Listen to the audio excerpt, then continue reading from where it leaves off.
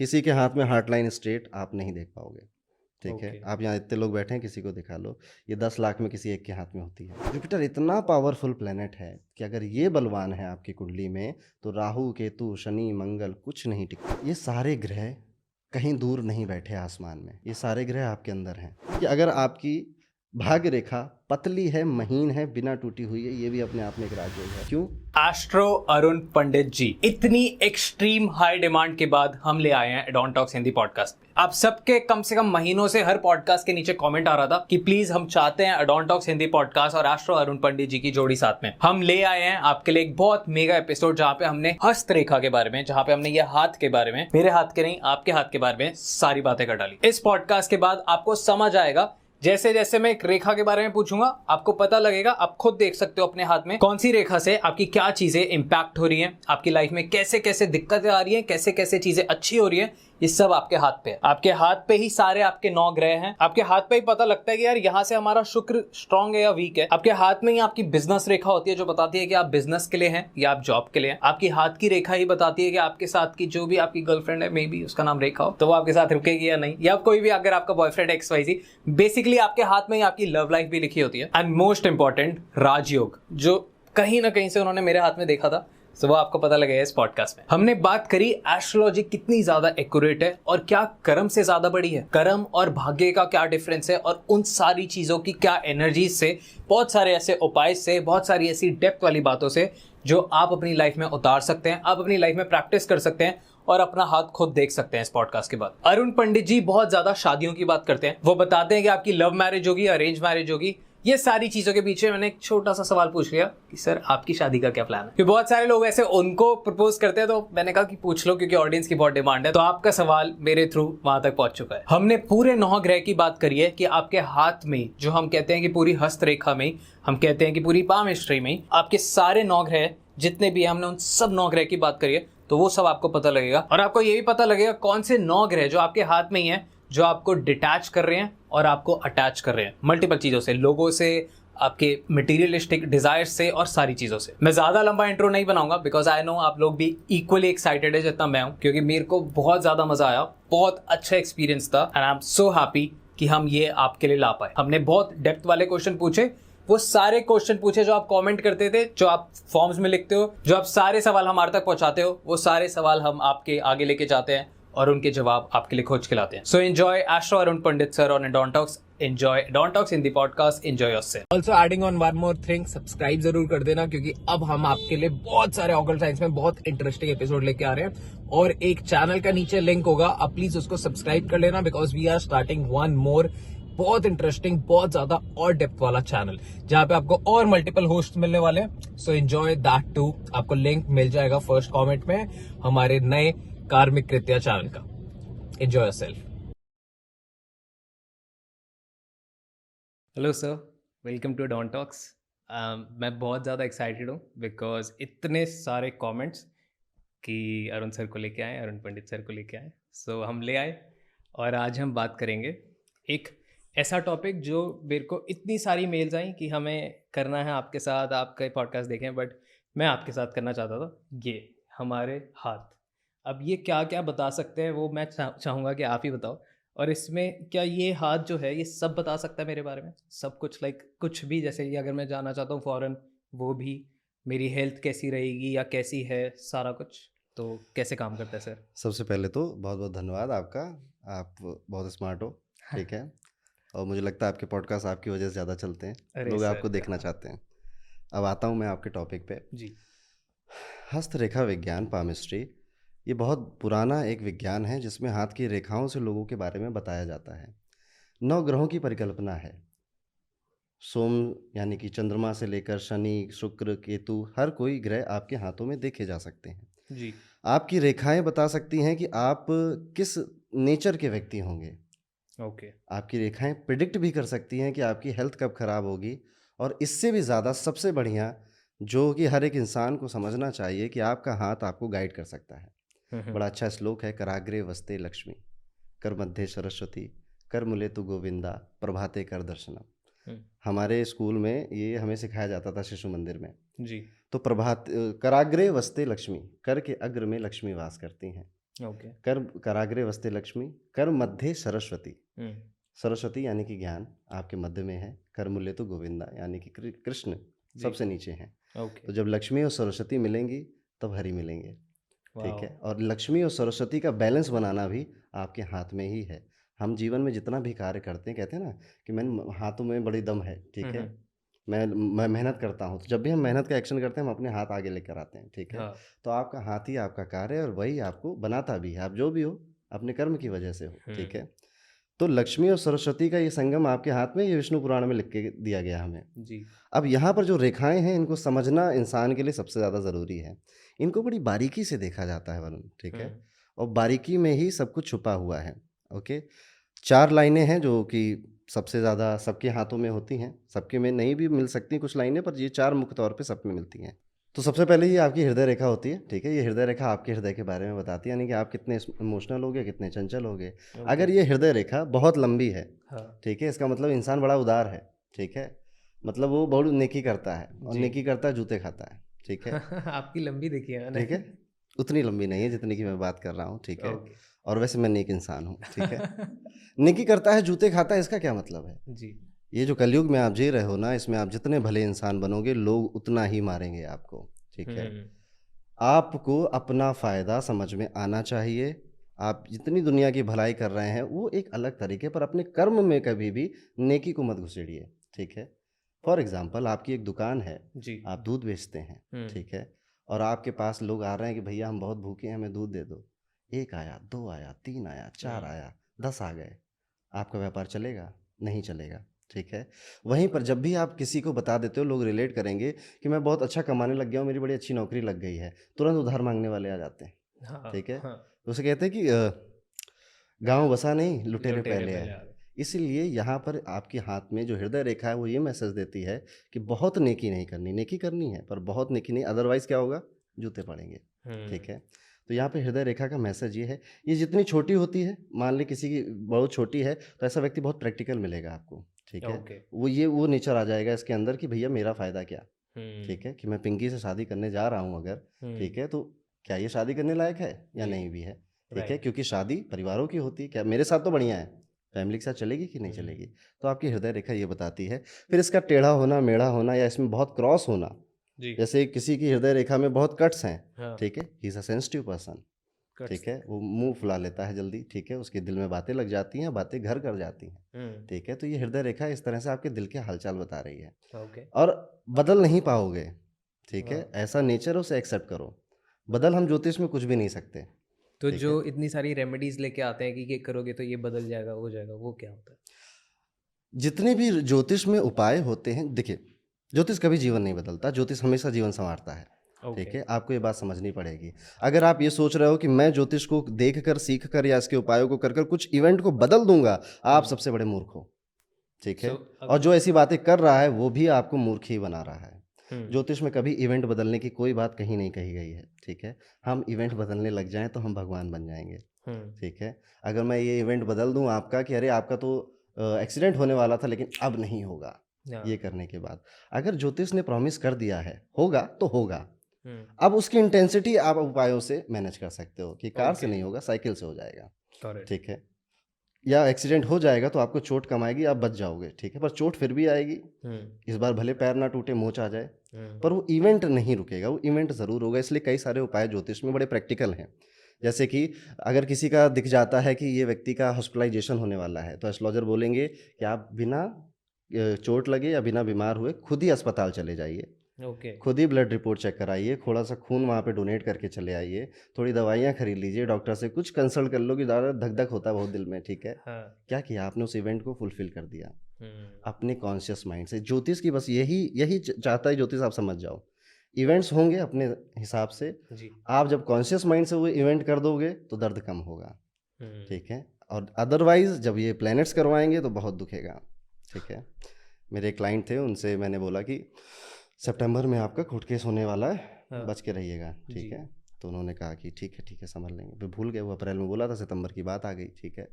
कोई दिक्कत नहीं, घर में सब कुछ ठीक चल रहा है। वाइफ से झगड़ा हो गया, पता नहीं उनको क्या हो गया कि वो बालकनी में जाके चिल्लाने लग गए, save me save me save me. और फिर ओके। घर में आके उन्होंने 10 पैरासीटामॉल खा ली, हाँ, बेहोश हो गए। हाँ, पुलिस आई, पुलिस ने अटेम्प्ट टू सुसाइड का केस कर दिया। हाँ, ठीक है, क्योंकि इंडिया में सुसाइड इलीगल है। ठीक हाँ, है, क्या हुआ? इवेंट हुआ। हम्म, ठीक है, अब यहीं पर अगर किसी को ऐसा लगता है कि भाई आज मैं किसी का सर फोड़ कर आया हूँ, लग रहा है मेरे ऊपर केस हो जाएगा। हम्म, ठीक है, तो ऐसे व्यक्ति को अपने आप से ही स्वतः कोर्ट केस चले जाना चाहिए, कोर्ट चला जाना चाहिए, चालान कटा के कोर्ट में भर देना चाहिए। ठीक है, इवेंट पूरे करो, लाइफ ईजी हो जाएगी। ठीक है, और टेक हाँ, astrology as a guiding tool. ठीक है, हम्म, तो जैसे आपकी हृदय रेखा ने आपको गाइड किया कि आपका दिल का व्यवहार कैसा है, जी, आप उसको समझें और उसे एक्सेप्ट कर लें हम्म, कि मैं तो भाई ऐसा ही हूँ। एक्सेप्टेंस में ही सुख है। हम्म, जब भी हम अपनी प्रवृत्ति के खिलाफ लड़ते विरोध हैं में ना, होता है। अब जैसे कोई व्यक्ति है वो कम बोलता है, लोग कहेंगे अरे तुम बहुत इंट्रोवर्ट हो यार, तुम किसी से बोलते ही नहीं हो। ठीक है, अरे तो क्या जरूरत है, वो बोलने वालों ने क्या ही कर लिया दुनिया में। ठीक है, अगर मैं इंट्रोवर्ट हूँ, मुझे नहीं पसंद, मेरी अंदर की दुनिया बाहर की दुनिया से बहुत बड़ी है। हाँ, ठीक है, तो इसमें क्या बुराई है?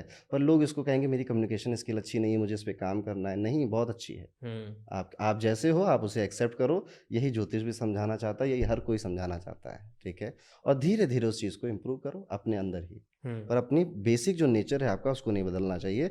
इसीलिए मैरिजेस में लड़ाई होती है, हस्बैंड वाइफ में इसीलिए लड़ाई होती है क्योंकि हम शादी के बाद उसका बेसिक नेचर बदलने के ऊपर लग जाते हैं। उसकी आदत है सुबह 10 बजे सो के उठने की, हाँ, वो पूरी ज़िंदगी 30 साल तक 10 बजे सोकर उठा है। हाँ, पर आप शादी के बाद उससे एक्सपेक्ट कर रहे हो कि नहीं भैया अब तो 6 बजे उठना पड़ेगा। जी, ठीक है, जी, तो क्यों नहीं होगी लड़ाई? तो हमें अपनी प्रवृत्ति को समझना चाहिए और उसको उस पर इम्प्रूवमेंट करना चाहिए जितना हो सके।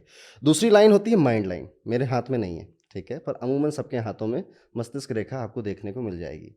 ठीक है, ओके, ये आपकी बौद्धिक क्षमता को दर्शाता है कि आप कितनी क्विकली चीज़ों को समझ के सीख लेते हैं। ठीक है, ये जितनी पतली, जितनी बीच में अगर थोड़ी बहुत भी है, यहाँ तक आ रही है बीच में सेंटर तक, तो योर ब्रेन इज गुड, आप चीज़ें समझ लेते हो। अच्छे समझिए, जितनी छोटी व्यक्ति उतना चंचल। अच्छा, ठीक है, वो एक जगह टिकेगा नहीं, वो फुदकता रहेगा या चंचल प्रकृति का होगा, खूब हंसेगा फिसे और खूब खेलेगा, जी, तो उतना चंचल। और ये जितनी बड़ी, जितनी लंबी, जितनी नीचे आ रही है, उतना ही वो व्यक्ति गंभीर होगा, अच्छा, उतना ही वो लॉ अबाइड भी होगा, हम्म, कानून को समझने वाला होगा। ठीक है, अब मस्तिष्क रेखा पे कट आ जाएंगे। ठीक है, तो क्या होगा कि आपको कई बार डिप्रेशन की स्टेज भी उस टाइम पीरियड में आ जाती है ओके, कि स्ट्रेस बहुत ज़्यादा हो जाता है। अब आपका जो दिमाग है ना, जो मस्तिष्क है ना, सारा खेल इसी का है।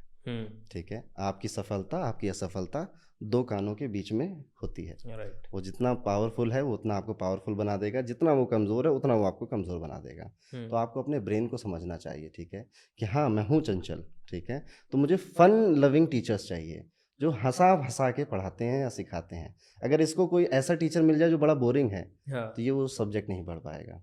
ठीक है, हाँ, और जो गंभीर है, जिस समय नहीं, मैं गंभीर, मेरा स्वभाव है, जी, तो मुझे ऐसे टीचर्स से ऐसे ऐसे ज्ञान प्राप्त करना है, सीरियस, बौद्धिक विकास करना है, जो बहुत ज़्यादा सीरियसली पढ़ाते हैं। ठीक है, राइट, जैसे आपको कई टीचर्स मिलेंगे जो बहुत मजाक कर करके पढ़ाते हैं, हाँ, वो कुछ लोगों के लिए बहुत परफेक्ट हैं पर सबके लिए नहीं। उन्हीं टीचरों को कई लोग गाली देते हैं। ठीक है, एक यूपीएससी की टीचर बड़े फेमस हैं। ठीक है, नाम हाँ, नहीं लेंगे। ठीक हाँ, है, हाँ, मैं जब यूपीएससी की प्रिपरेशन करता था तो वो हमारे टीचर थे। ठीक है, ओके, सो अब अगर क्लास में 1000 लोग बैठे हैं तो उनकी 600 लोग उनकी खूब तारीफ करते थे, हाँ, 400 लोग जाके कंप्लेन करते थे।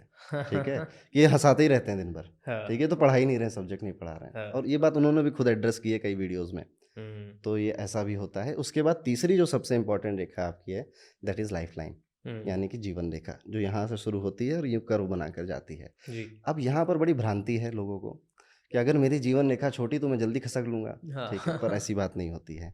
उम्र जीवन रेखा से नहीं बताई जाती। ठीक है, जीवन रेखा अगर छोटी है तो मन में मत लाइए कि आप बहुत जल्दी निपट लेंगे, पूरे हो जाएंगे। हाँ, जीवन रेखा अगर छोटी है तो आपको अपने कार्य में सेटिस्फैक्शन नहीं मिलेगा, जहाँ जॉब कर रहे होगे वहाँ सेटिस्फैक्शन नहीं मिलेगा, या ओके, फिर आपका कार्य क्षेत्र बार बार बदलता जाएगा। हम्म, ठीक है, और जीवन रेखा अगर लंबी है, स्मूथ है, तो हेल्दी लाइफ है, बढ़िया बुढ़ापा कटेगा, मजे में जाओगे जीवन में। ठीक है, जी, तो ये जीवन रेखा दर्शाती है। अब ये 3 रेखाएं हो गई। चौथी रेखा जिसके पीछे दुनिया पागल, भाग्य। ठीक है, बताइए सर, फेट लाइन, हाँ, ये इसके कई नाम हैं।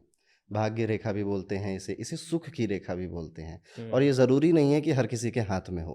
ठीक है, अच्छा, हाँ, ज़रूरी नहीं है कि भाग्य रेखा हर किसी के पास हो। तो ऐसा मत समझ लेना कि मेरे पास भाग्य ही नहीं है। हाँ, अब जैसे मेरे पास माइंड लाइन नहीं है तो क्या मेरे पास दिमाग नहीं है ना दिमाग। ठीक है, सो ज़रूरी नहीं है आपके हाथ में हो, और ज़रूरी नहीं है कि आज नहीं है तो कल नहीं आएगी। जी, ठीक है, अच्छा, मैंने कई सारे ऐसे आ देखे जाती हैं, हैं, 40 साल की उम्र में भाग्य रेखा डेवलप हो रही है। वाह, हमारी रेखाएं बदलती रहती है ना, आपने भी ऑब्जर्व किया होगा। हाँ, ठीक है, और अब हमारी ऑडियंस भी बताएगी कमेंट करके कि उनकी भी रेखाएं बदलती रहती हैं। ठीक है, हम्म, तो जो भाग्य रेखा है ये क्या दर्शाती है, भाग्य क्या है पहले ये समझ लेते हैं। भाग्य को लेकर बड़ा मिसकंसेप्शन है, ठीक है। समझाइए सर।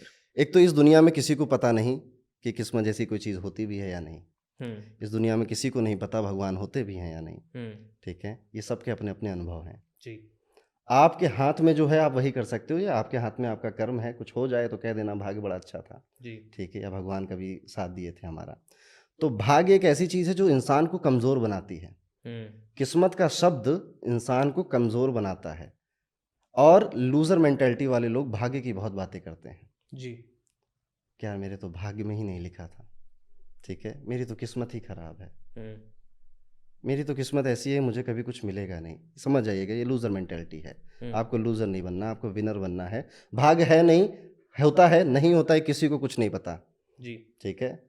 आपके हाथ में आपको जो पता आप सिर्फ वही बदल सकते हो। इतनी छोटी सी बात है, उसको समझो, उस पर काम करो, भाग्य होगा तो सहारा मिल जाएगा। भाग्य का मतलब है अगर कोई बहुत लकी है बेसिकली, तो हम इस टर्म को इसलिए यूज़ करते हैं कि आपके जीवन में वो काम, कुछ काम आप कर रहे हो वो बड़ी आसानी से आपको मिल जा रहा है। आपने पॉडकास्ट स्टार्ट करी, आसानी से फेमस हो गए, ठीक है, ये भाग्य का सहारा है। ये हम जनरल लैंग्वेज में बोलते हैं। इसके पीछे क्या पता आपने सही टाइम पे सही चीज़ मार्केट में डाल दी अपना दिमाग लगाकर, ठीक है जी। तो भाग्य क्या है, भाग्य कमज़ोरों की निशानी है अगर आप भाग भाग भाग बहुत करते हैं, ठीक है। दूसरी चीज़ है भाग्य रेखा स्मूथनेस दिखाती है आपके करियर में, कितने स्मूथली आपको करियर मिल जाएगा, कितनी स्मूथली आपकी लाइफ के जो प्रॉब्लम्स हैं वो सॉल्व हो जाएंगे, ठीक है। तो अगर ये बिल्कुल यहाँ पर है, थिन है, पतली है, लंबी सी जा रही है, कटी पिटी नहीं है, योर भाग्य इज गुड, ठीक है। इंटरेस्टिंग पार्ट भाग्य रेखा में ये आता है कि कई लोगों की दो भाग्य रेखाएं होती हैं। एक जा रही होती है, उसके बाद दूसरी बगल में उस पर स्टार्ट हो जाती है, जैसे ठीक है, जैसे मेरे हाथ में आप देखोगे ध्यान से, तो ये भाग्य रेखा गई, फिर यहाँ पे रुक गई, फिर छोटी सी एक और निकल के आ गई, ये दो भाग रेखाएं हो गई। ये दो भाग रेखा जिनके हाथों में है, ये जो सोच कर चले थे कि जीवन में मैं करूंगा, बस वही नहीं होगा। इनका करियर ऐसा चेंज होगा, और ऐसे इत्तेफाक से चेंज होगा कि इन्होंने कभी नहीं सोचा था, ठीक है। इनका करियर ऐसा बदलेगा, इतने इत्तेफाक से बदलेगा जो इन्होंने कभी नहीं सोचा था। जिस नए करियर में जाएंगे उसमें शाइन करेंगे, ठीक है। तो दो भाग रेखा ये बताती है, ठीक है। तो भाग रेखा जब आपकी 40 के 7 साल बाद डेवलप होती है तो सुख रेखा हो जाती है। सुख मतलब क्या, बच्चे साथ देंगे तुम्हारा, ठीक है, बुढ़ापा अच्छा जाएगा तुम्हारा। सो हमारी हाथ की लकीरें एज वाइज भी चेंज हो जाती हैं, लाइक मतलब कि जैसे आपने बताया कि वो 40 के बाद फिर वो फैमिली ड्रिवन हो जाती है, तो उससे पहले हमारी करियर ड्रिवन है ज़्यादा। नहीं, ऐसा मैंने नहीं बताया, ठीक है। हमारे जीवन में लाइफ में जो इवेंट्स होते रहते हैं उसके अकॉर्डिंग ये रेखाएं हमें सिग्नल देती रहती हैं कि ऐसा होने वाला है। जैसे ये रेखा है आपकी बुध रेखा, या इसी को बिजनेस लाइन भी बोलते हैं, ठीक है। जो व्यक्ति नौकरी कर रहा है उसके हाथ में अगर ये लाइन मिल जाए तो समझ जाना उसका दिमाग में बिजनेस चल रहा है। अच्छा। और जो व्यक्ति बिजनेस शुरू कर दे, ये डार्क होने लग जाती है अपने आप, ठीक है, ये डार्क होगी और लंबी होने लग जाएगी, ठीक है। तो समझ जाना बिजनेस लाइन बहुत अच्छी है तुम्हारे लिए, करते रहो बिजनेस, ठीक है।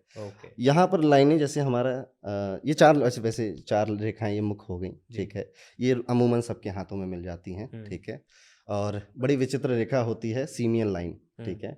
जैसे आप ये हाथ देखोगे, इसमें आपको एक ही रेखा दिखाई देगी सीधी। आप यहाँ देखोगे स्ट्रेट लाइन, ये किसी के हाथ में नहीं देख पाओगे आप। किसी के हाथ में हार्ट लाइन स्ट्रेट आप नहीं देख पाओगे, ठीक है। आप यहाँ इतने लोग बैठे हैं, किसी को दिखा लो, ये 10 लाख में किसी एक के हाथ में होती है।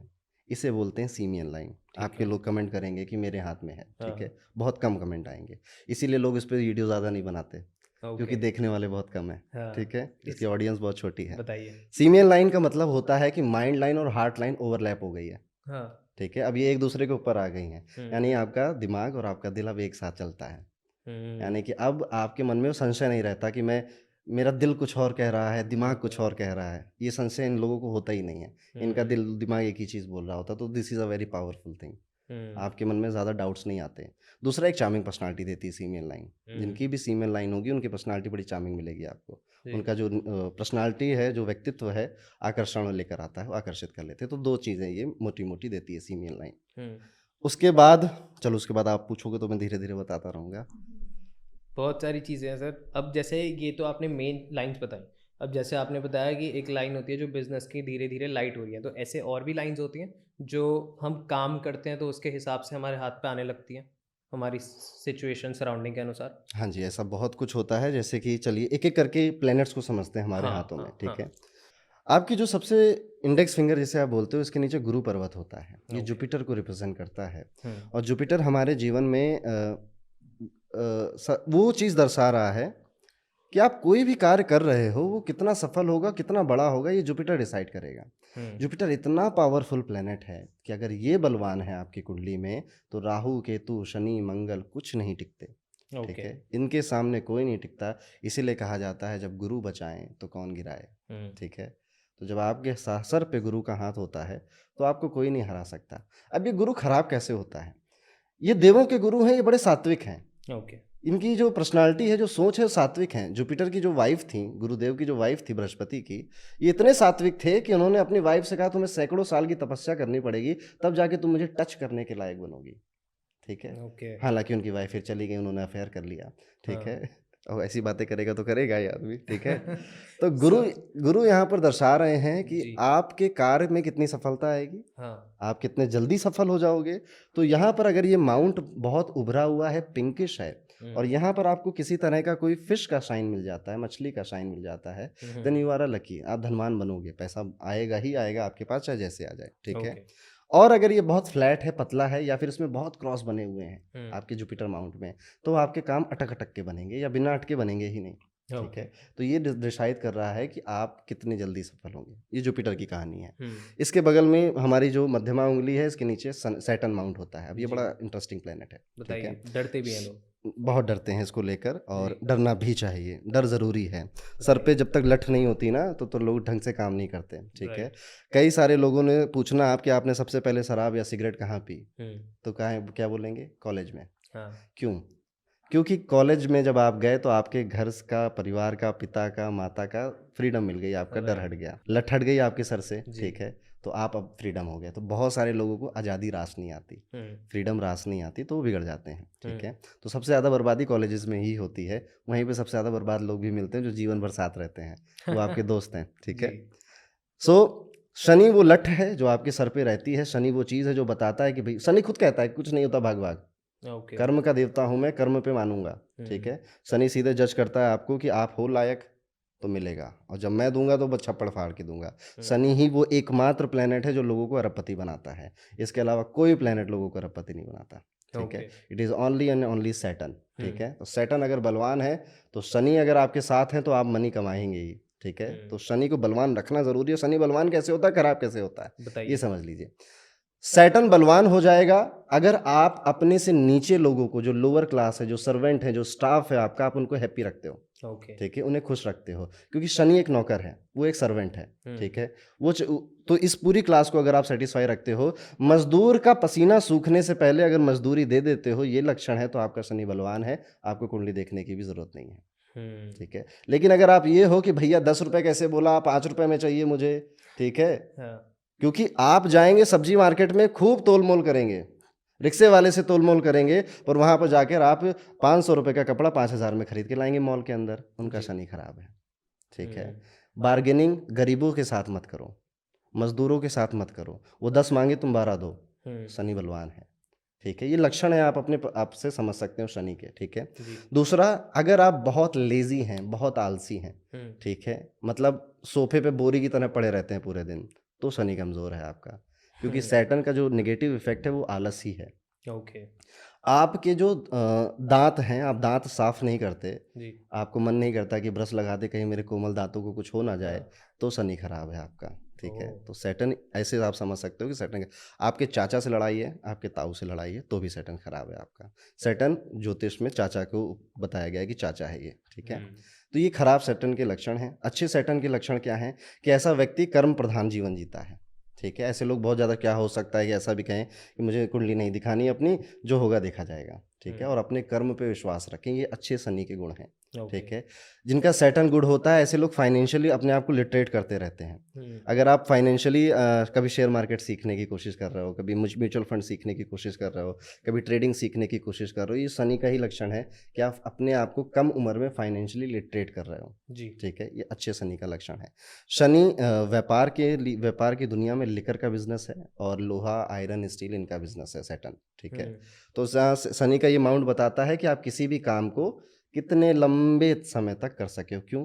आप सैटर्न को देखना, वो 29 ईयर्स लेता है एक सोलर साइकिल पूरी करने में। It is a slowest moving planet in 9 planets. जी। वो सबसे धीरे धीरे चलता है, सबको देखते देखते धीरे धीरे धीरे धीरे धीरे। तो सैटर्न का यही है कि मैं काम सब करवाऊंगा तुम्हारा, पर धीमे धीमे धीमे धीमे धीमे, ठीक है। इसीलिए आप देखोगे जिनका मूलांक 8 है या भाग्यांक 8 है, इन लोगों को बाय डिफॉल्ट बड़े धीरे धीरे इनके काम बनते हैं, क्योंकि इनके ऊपर सैटर्न का होता है। लेकिन जब इनकी सफलता आती है तो दुनिया कहती है सफलता हो तो ऐसी हो वरना ना हो, जी। ठीक है। तो ये सैटर्न के गुण हैं। सो ये सारी चीज़ें हम हाथ देख के प्रिडिक्ट कर लेते हैं कि अगर सपोज ये अगर बम्प जो आ रहा है ये अगर नहीं होगा तो आपको पता लग जाएगा कि इनका शनि वीक है या स्ट्रांग है। ओके, तो ऑडियंस जो भी देख रही होगी, क्योंकि सब मेरी तरह अपना हाथ चेक कर रहे होंगे इस समय, तो आपका ये वाली फिंगर पे आपको शनि का पता लग सकता है, और धीरे धीरे जैसे आप क्रॉस चेक भी कर सकते हैं जैसे जैसे आगे हम चल रहे हैं। ये भी बोल रहे हैं नोट्स बनाते रहो, ठीक है। हाँ, और आपको पता ही है डॉन टॉक्स अगर आप देख रहे हो तो कॉपी पेन लेके ही आप देख रहे होते हो,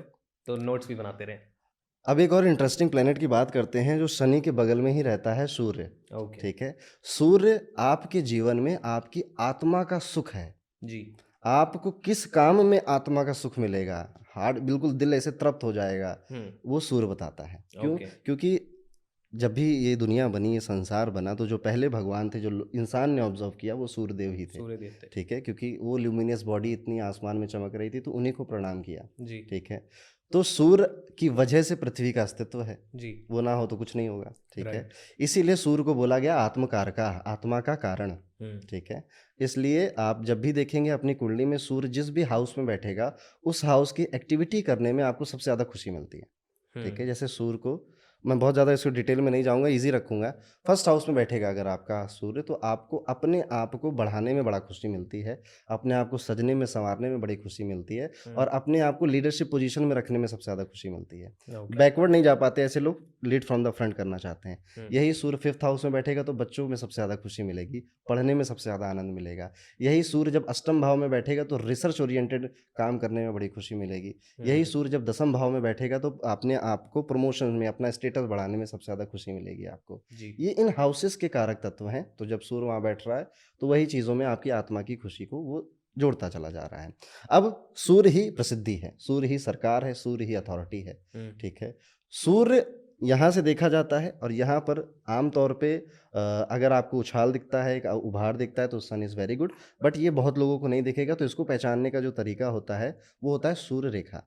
सूर्य रेखा बहुत छोटी सी होती है, सिर्फ आपकी इसी उंगली के आसपास होती है। एक बार ठीक कैमरे है। में भी दिखा दो। ये देखो, इसी उंगली के आसपास होती है सूर्य रेखा। वो स्मार्ट है, वो सब समझ चुकी है आपकी ऑडियंस अब। ठीक है। ये तो है, बट स्टिल रिवीजन। हाँ, तो अब ये क्या है कि ये रेखा जितनी पतली, जितनी स्मूथ, बिना कटी पीटी, आपको मान सम्मान बहुत मिलेगा। और यहीं पे अगर सूर्य रेखा में आपको क्रॉस बन जाता है, ऐसे लोग कितना लोगों के लिए कर लें, अपनी आत्मा उनके सामने रख दें, इनको अपने काम का रिकग्निशन नहीं मिलता। ठीक है। इनको अपने काम की तारीफ नहीं मिलती, उनका क्रेडिट छिन जाता है अगर आपकी सूर्य रेखा में क्रॉस बना हुआ है। ठीक है।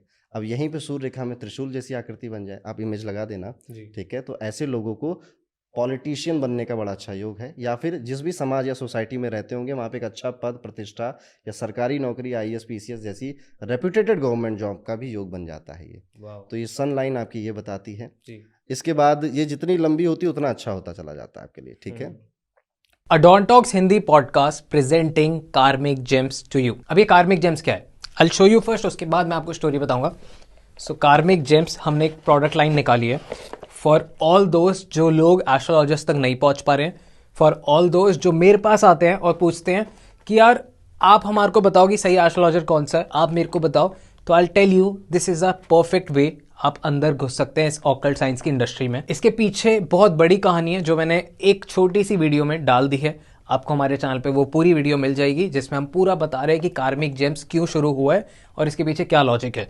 बहुत ज़्यादा टाइम नहीं लूँगा क्योंकि आई नो आपका बहुत इंटरेस्ट बना हुआ है इस पॉडकास्ट में, so sorry, but I show you क्या चीज़ें हैं। ब्रेसलेट्स हैं, और हम ब्रेसलेट्स नहीं बेच रहे हैं। सबसे इंपॉर्टेंट चीज़, हम लोग ये चार्ज कर रहे हैं और ये आपके लिए बने हैं। ये इसको हमारी टीम, जो एस्ट्रोलॉजिस्ट की टीम है जो हमने हायर कर रखी है, वो आपके लिए चार्ज करेंगे ब्रेसलेट्स और तब आपके पास पहुंचेंगे। बहुत सारी चीज़ें, आप वेबसाइट पे जाइए, वेबसाइट देख लीजिए, बस इनको खरीदना मत। रीज़न खरीदने ना, मैं क्यों बोल रहा हूँ ऐसा मत खरीदना, बिकॉज इसके पीछे बहुत बड़ा रीज़न है। अगर आप इन पे बिलीव नहीं करते हो तो ये आपके लिए काम नहीं करेंगे। As simple as that. अगर आप इन पे नहीं मानते हो तो इनको बिल्कुल मत खरीदना। अगर आप मानते हो, देखो सिंपल सा लॉजिक है, आपकी बॉडी भूत प्रेत पिशाच भगवान सब इस दुनिया में है, आप जिस पे मानते हो आप उसको अट्रैक्ट कर लेते हो। तो अगर आप इन पे मानते हो तो ये आपके लिए काम करना शुरू करेंगे। आई एम सो सॉरी मैं बीच में आया, सब्सक्राइब जरूर कर लेना और एक बार आप ये वेबसाइट देख लीजिए और राधे राधे। उसके बाद हमारा प्यारा सा ग्रह बुध। बुध को बहुत ही ज़्यादा डेंजरस प्लेनेट माना गया है ज्योतिष के अंदर, ठीक है। और ये इतना डेंजरस है कि जब बुध 9th हाउस में बैठता है तो इसकी खराबी को कोई ठीक नहीं कर पाता, इसके लिए कोई उपाय भी नहीं होते, ठीक है। बुध जैसे जिसके भी लग्न में यानी फर्स्ट हाउस में आपको बुध मिलेगा ना, एक तो ये बहुत बोलने वाला होगा, ठीक है, टॉकेटिव पर्सन होगा, क्योंकि बुध ही वाणी है, वाणी का देवता भी इसको बोला गया है। बुध आपके फर्स्ट हाउस में अगर बैठता है तो आपका व्यापार में बड़ा मन लगता है, बिजनेस माइंडेड हो जाता है, क्योंकि बुध ही बिजनेस है। बुध फर्स्ट हाउस में बैठता है तो आप दूसरों की तारीफ करके अपना काम निकालने वाला नेचर हो जाता है आपका, क्योंकि बुध ही बुद्धि है, ठीक है। लेकिन अगर बुध यहाँ पर मेलेफिक है, मेलेफिक है यानी कि उसको गलत राशियों की मालिक स्वामित्व मिला है, या फिर वो किसी डेंजरस प्लेनेट के साथ आस्पेक्ट यानी दृष्टि आई है, या फिर कंजक्ट हो गया है, तो यही बुध आपको बुद्धू भी बना देगा, ठीक है। तो बुध बुद्धि भी है, बिजनेस भी है, और बुद्ध ही बुद्धू भी है, ठीक है। तो बुध एक बड़ा डेंजरस प्लेनेट है। जब ये बीमारी देता है 6th हाउस में ना, तो ये किसी की भी बीमारी दे सकता है, ठीक है। 6th हाउस जैसे हमारा बीमारी का हाउस होता है, तो वहाँ पर बैठा बुध आपको किसी भी तरह की बीमारी दे सकता है, ठीक है। जैसे बाकी प्लैनेट्स के पास डिपार्टमेंट है कि भैया मैं लीवर खराब करूंगा, मैं आपका दिमाग खराब करूंगा, बुध कहता मैं कुछ भी खराब कर दूंगा, ठीक है। तो ये थाली का बैगन है बेसिकली, हाँ सरप्राइज है। एक बुध और एक केतु, केतु की बीमारी पकड़ नहीं आती, अच्छा, कि बीमारी हुई क्या है, तो बुध होता है वो कुछ भी बीमारी में दे सकता है, ठीक है। तो मरकुरी को ऐसे देखते, सबसे बढ़िया बुध होता है 7th हाउस में, ओके। जिनका भी बुध 7th हाउस में हंसमुख नेचर मिलेगा, बचपन भी हंसते खेलते, जवानी भी हंसते खेलते, बुढ़ापा भी हंसते खेलते चला जाता है। 2nd house Mercury is very nice. उसके बाद चलिए अब पामिस्ट्री पे वापस आ जाते हैं। तो यहाँ पर जो बुध है ये दिखाता है कि आप बिजनेस एप्टीट्यूड रखते हो या नहीं रखते हो, ओके, ये इम्पोर्टेंट है, बताइए। अगर यहाँ पर बैठा बुध आपका, यहाँ पर आपको मिल जाए कि यहाँ पर रेखाएं खड़ी खड़ी हैं, तो आपका बिजनेस एक्यूमेंट बड़ा अच्छा है। यहाँ पर त्रिशूल बन जाए, यहाँ पे मछली बन जाए, तो आप तो फिर अरबपति बनने वाले हो, ठीक है। और यहाँ पर अगर ये रेखा टच कर जाए, जैसे ये बिजनेस रेखा है हमारी, ये टच कर दी, तो भैया सारी नौकरियां छोड़ दो, उससे बिजनेस करो, ठीक है। ये इस तरह का सिग्नल देता है हमें जी। अब इसके बाद आता है चंद्रमा, ठीक है। चंद्रमा क्या है? चंद्रमा है माँ जी, चंद्रमा है मन की शांति, ठीक है, जिसके लिए हम लोग सब परेशान हैं कि सब कुछ हो गया पर मन की शांति नहीं है, ठीक है। अगर आप असफल हो गए तब तो आप हैं अशांत, स्वाभाविक है, लेकिन आप जब सफल भी हो जाते हैं तब भी आप अशांत हैं, ठीक है। सफलता में भी अशांति है, और ये अशांति चंद्र से दूर हो सकती है, या चंद्रमा इस अशांति को बताता है कि आप सफल होने के बाद भी क्यों अशांत है। कितने लोग हैं बहुत सफल हैं, आर दे हैप्पी? नो, पैसा है, खुशी, ठीक है। तो ये जो मन की शांति है, अशांति है, ये चंद्रमा पे डिपेंड करती है, वो की बहुत बड़ी बात है जी। Emotions are energy in motion, ठीक है। अगर आप इमोशनली अटैच हो जाते हो किसी से, तो दुनिया आपको कुछ भी कह ले, आप वो चीज़ नहीं छोड़ते जी। आप इमोशनली अटैच जरूरी नहीं किसी इंसान से ही होगे, आप इमोशनली अटैच किसी चीज़ से भी हो सकते हो। कई लोग होते हैं अपने एग्ज़ाम से इमोशनली अटैच हो जाते हैं, कई लोग कनाडा जाने से इमोशनली अटैच हो जाते हैं, ठीक है। तो ये जो इमोशनली अटैचमेंट है ये भी चंद्रमा ही है, ठीक है।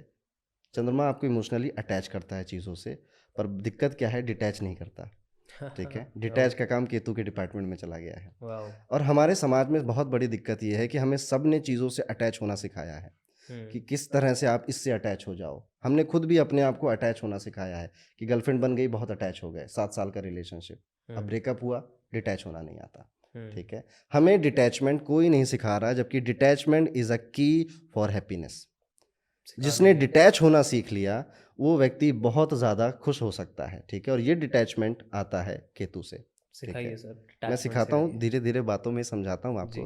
पहले आप ये समझें, हमारे समाज में हमें सबने सिखाया है चीज़ों से अटैच होना, हमें कोई नहीं सिखाता है कि किस तरह से हम डिटैच हो सकें। और हमारी सारा दुख, सारी पीड़ा, सब कुछ अटैचमेंट से ही है, चाहे आप किसी व्यक्ति से अटैच हो जाओ, चाहे आप किसी सपने से अटैच हो जाओ, चाहे आप अपने खुद से अटैच हो जाओ, हमें स्कूल, कॉलेजेस, घर, परिवार, सोसाइटी, समाज, हर कोई बता रहा है, हम खुद अपने आप को बता रहे हैं कि चीज़ों से अटैच कैसे होना है। हमें कोई नहीं बता रहा है डिटैच कैसे होना है। जिस दिन हम डिटैच होना सीख लेंगे, detachment is the key of happiness. Detachment में ही सारा सुख छुपा हुआ है। इसीलिए कुंभ राशि वाले सबसे ज़्यादा खुश होते हैं, क्योंकि इन्हें by default, by God grace detachment की पावर मिली होती है। ये डिटैच जल्दी हो जाते हैं चीज़ों से। अब डिटैच होना कैसे है? आप किसी चीज़ को कैसे डिटैच कर सकते हो अपने आप को, इसमें केतु ही आपका सहारा बनेगा। अब आप पूछोगे कि कैसे डिटैच हो सकते हैं, ठीक है? It is a process. जैसे अटैचमेंट में आपके सालों साल लग गए, वैसे डिटैचमेंट सीखने में भी सालों साल लगेंगे, लेकिन आई एम डैम श्योर जिस दिन आप डिटैच होना सीखोगे चीज़ों से, उस दिन आप सबसे ज़्यादा खुश इंसान होगे। कुछ चीज़ें ना आपके लिए बनी नहीं होती। आप दुनिया की वर्ल्ड बेस्ट टीम हो, आपने सारे मैचेस जीते, पर आप फाइनल में आके फिर भी हारते हो, because something are just not meant for you. Right. ये भाव जिस दिन इंडियन क्रिकेट टीम को देखा मैंने, मेरे मन में आया कि something are just not meant for someone. कि आप उस समय उस कमरे में सबसे उपयुक्त इंसान हो, सबसे बेस्ट हो, सबसे काबिल भी हो, पर फिर भी वो आपको नहीं मिलती, because something just not meant for you. ठीक है, वो आपके लिए बनी नहीं है। अब इस दुख में चाहो तो जीवन काट दो, चाहो तो इससे डिटैच हो जाओ। डिटैच केतु करता है। केतु के लिए आप कैट्स आई स्टोन्स को पहन सकते हो। ठीक है, ये ब्रेसलेट होते हैं कैट्स आई के, वाइट बिल्ली जैसी आँख के होते हैं, इसलिए इसका नाम कैट्स आई है। आप इसको अपने बाएं हाथ में पहन सकते हैं, या फिर आप इसे अपने गले में भी इसका स्टोन पहन सकते हैं। केतु एक्टिवेट हो जाएगा आपका, चीज़ों से डिटैच होने लग जाओगे। ये बहुत बड़ी प्रॉब्लम है एक्चुअली लोगों की, कि 7 साल का रिश्ता है पंडित जी, या कोई फैमिली वाला जिसकी डेथ हो गई है, अब बड़ा इमोशनली पीड़ित हैं जी। कैसे छोड़ें, या फिर किसी एग्ज़ाम की बड़ी शिद्दत से तैयारी करी थी, नहीं हो पाया, जी। फेल हो गए। अब जैसे जो लोग यूपीएससी या आईआईटी की तैयारी करते हैं, नहीं हो पाता है, वो एग्ज़ाम तो ख़त्म हो जाता है, और उस एग्ज़ाम का दुख उनसे कभी नहीं ख़त्म होता 7 साल 10 साल तक। जी। ठीक है, वो उनके साथ रहता है। तो यहाँ पर डिटैचमेंट प्रैक्टिस करना ज़रूरी है, और ये केतु के रेमेडी, केतु के ब्रेसलेट, केतु के क्रिस्टल कर सकते हैं, या केतु का मंत्र जाप भी आपको इस चीज़ में आपकी हेल्प कर सकता है। ठीक है, ओके। बाकी आप इसको पर्सनल लाइफ में भी अपना खुद ही सीखें कि हाउ टू डिटैच। दुनिया भर के वीडियो हैं, उनको भी प्रैक्टिस करें। जिस दिन आप ये कला सीख जाओगे ना, फिर आपको किसी से कोई मतलब नहीं है, आप अपनी खुशी के खुद कारण बन जाओगे। तो यहाँ पे हम चंद्र की बात कर रहे थे कि चंद्रमा किस तरह से मन की शांति है, जी। चंद्रमा हमारे इमोशंस हैं। अब ये चंद्र पर्वत जो होता है हमारे हाथ में, ये पूरा पोर्शन चंद्रमा का है। ठीक है, सबसे बड़ा पोर्शन इसको दिया गया है। ठीक है, चंद्रमा ही हमारी माता है। ठीक है, अब चंद्रमा का सबसे बड़ा दुश्मन केतु ही है एक्चुअली, क्योंकि एक अटैचमेंट है, दूसरा डिटैचमेंट है। Opposite ठीक है, अपोजिट है। जी। इसलिए जिनकी कुंडली में आप देखोगे चंद्रमा केतु एक साथ एक हाउस में बैठे हैं, ऐसे लोग बहुत ही ज़्यादा इमोशनल होते हैं, पर इनके इमोशंस कोई देख नहीं पाता। ये अपने बच्चों से कितना प्रेम करते हैं ना, इनके बच्चे कभी नहीं देख पाएंगे। ठीक है, कि वो सारा कुछ इनके अंदर है। इसी के उल्टा है चंद्र राहु। जी। वो कितने इमोशनल है, पूरा मोहल्ला देखेगा, पूरा समाज देखेगा, क्योंकि जब भी वो हर्ट होंगे तो वो सबको बताएंगे, वो रोएंगे भी सबके सामने। हाँ। चंद्र केतु वाला व्यक्ति खुद में रोल के चुप हो जाएगा। हाँ। ठीक है, तो ये डिफरेंस है दोनों प्लेनेट का। चंद्रमा ही आपका मनी फ्लो है, आपका जो पैसा आता जाता रहता है वो चंद्रमा है। ठीक है, तो जिनका चंद्रमा वीक होता है उनके मनी फ्लो में प्रॉब्लम्स आती हैं। चंद्रमा ही आपकी नींद भी एक तरह से कही जा सकती है, जब ये 12वें घर में बैठता है। If moon in sitting in 12th house, आपको नींद की प्रॉब्लम होगी, या फिर आप जिस दिन बहुत ज़्यादा खुश होगे उसी दिन दुख देखना पड़ेगा। ठीक है, चंद्रमा 7th हाउस सबसे इंटरेस्टिंग पोजीशन है। ठीक है, चंद्रमा अगर आपके 7वें घर में बैठ जाता है, पहली चीज़ आपके पास पैसा बहुत सोर्सेस से आएगा। ठीक है, पर आप जिंदगी भर एक ही रोना रोगे कि पंडित जी आता तो बहुत है, पर खर्च कहाँ हो जाता पता ही नहीं। चंद्रमा 7th हाउस में आपकी माता या आपकी स्पाउस की माता की वजह से मैरिड लाइफ में दिक्कत आएगी आपको। आपकी माता को पैरों के दर्द भी होगा, पैरों की दिक्कत होगी, मून इन 7th हाउस। ठीक है, अब मून को और समझा जाए, चंद्रमा को समझना बहुत गहरी बात है। ठीक है, चंद्रमा से आप देखते हो टाइड्स भी आते हैं, ज्वार भाटा भी आते हैं, तो पूरे प्लेनेट को एक्चुअली वो कंट्रोल कर रहा है, और it is the fastest moving planet ज्योतिष की भाषा में। वैसे इसको सैटेलाइट बोलते हैं, पर अगर देखा जाए तो ये बहुत जल्दी स्पीड में ग्रो करता है। इसीलिए जब भी कोई डिसीजन बनाने का आए ना, इमोशनल डिसीजन, तो नॉर्मल में जो पुराने ज्योतिष हुआ करते थे बोलते थे अच्छा 2-3 दिन बाद आना, तब डिस्कस करेंगे, क्योंकि तब तक वो अपनी राशि चेंज कर देगा। ठीक है, मून अपनी राशि बदल देगा तो आपकी इमोशनल स्टेट भी चेंज हो जाएगी। हाँ। ठीक है, तो ऐसे वो पुराने एस्ट्रोलॉजर बोला करते थे।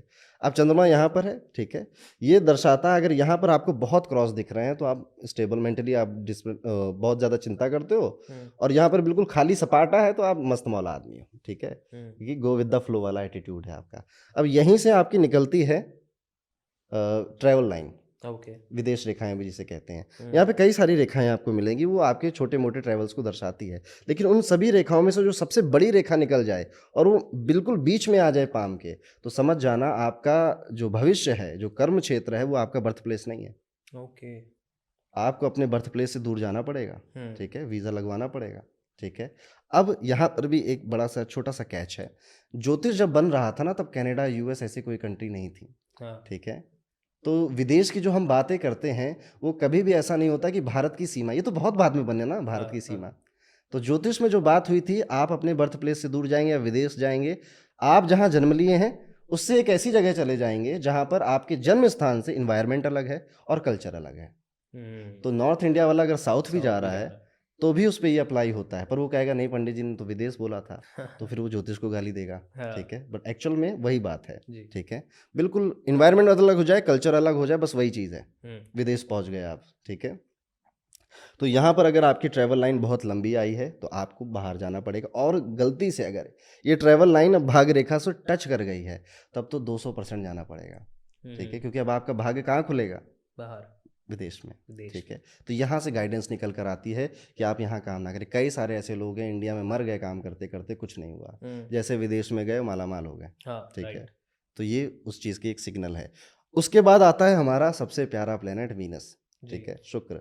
शुक्र कितना गजब का प्लेनेट है। ठीक है, शुक्र आपके जीवन की हर एक वो इच्छा है जो आप करते हो। ठीक है, आपको अच्छी सुंदर बीवी चाहिए, वो शुक्र है। अच्छा सुंदर हस्बैंड चाहिए, वो शुक्र है। जी। आपको बहुत अच्छे दिखना है लुक वाइज, वो भी शुक्र है। आपको अमीर बनना है, दिखना है, शुक्र है। लग्जरी आईफोन से लेकर आपके हर एक गैजेट शुक्र है। ठीक है, सारा जो ऐश्वर्य है वो सब शुक्र है। ठीक है, और शुक्र ही सेक्रीफाइस है।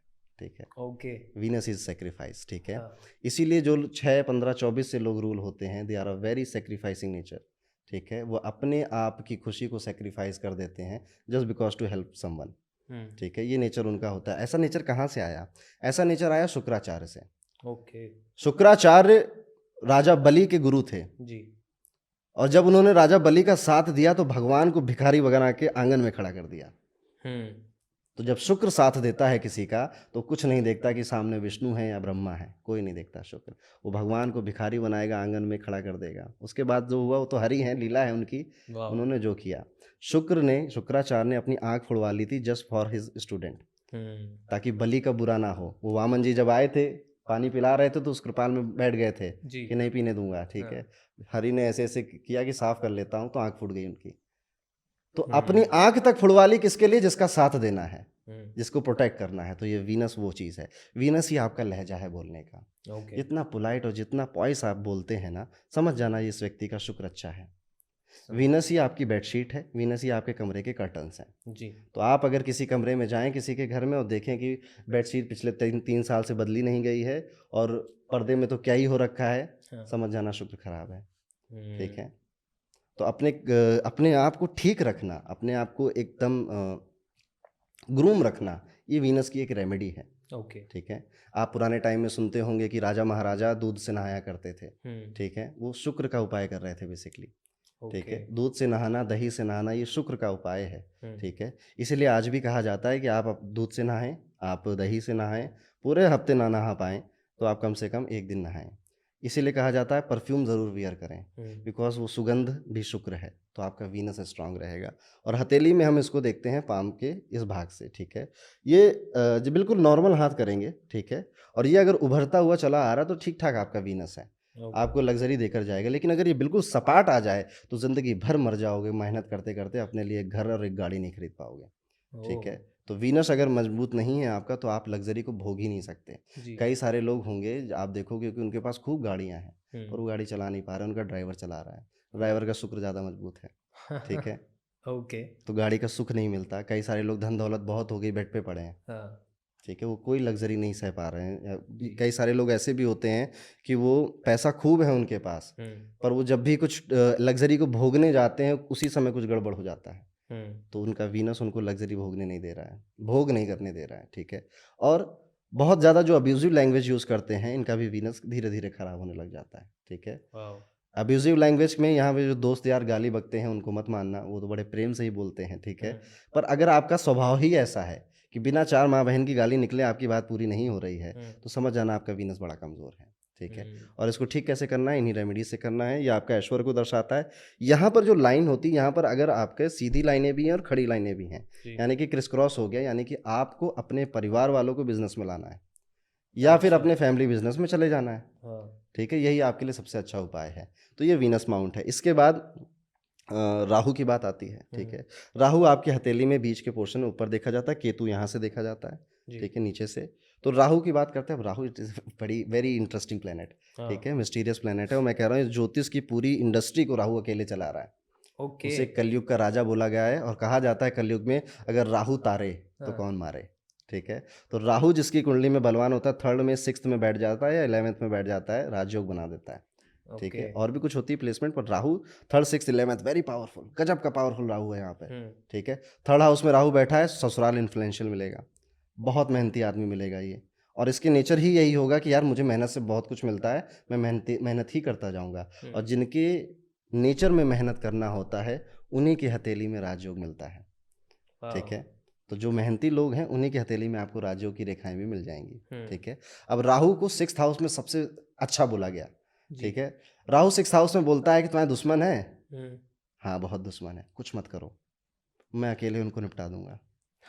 ऐसे लोगों के दुश्मन टिकते ही नहीं हैं।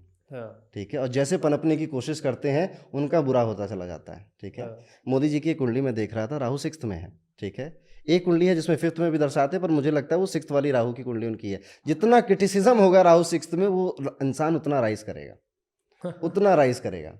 ठीक है, इस दुनिया को बात समझ नहीं आ रही है। ठीक है, राहु 6th में आपको बहुत ज़्यादा पावरफुल बना देता है। जितना लोग आपको गाली देंगे, जितना लोग आपको क्रिटिसाइज करेंगे, जितना लोग आपको परेशान करेंगे, आप उतना राइज करेंगे। बस आप बदले में कभी रिवर्ट मत करना, इग्नोर करते चलो। हाँ, आप इग्नोर करो। आप देखना जो हमारे प्राइम मिनिस्टर वो बहुत जल्दी नहीं करते किसी को रिप्लाई।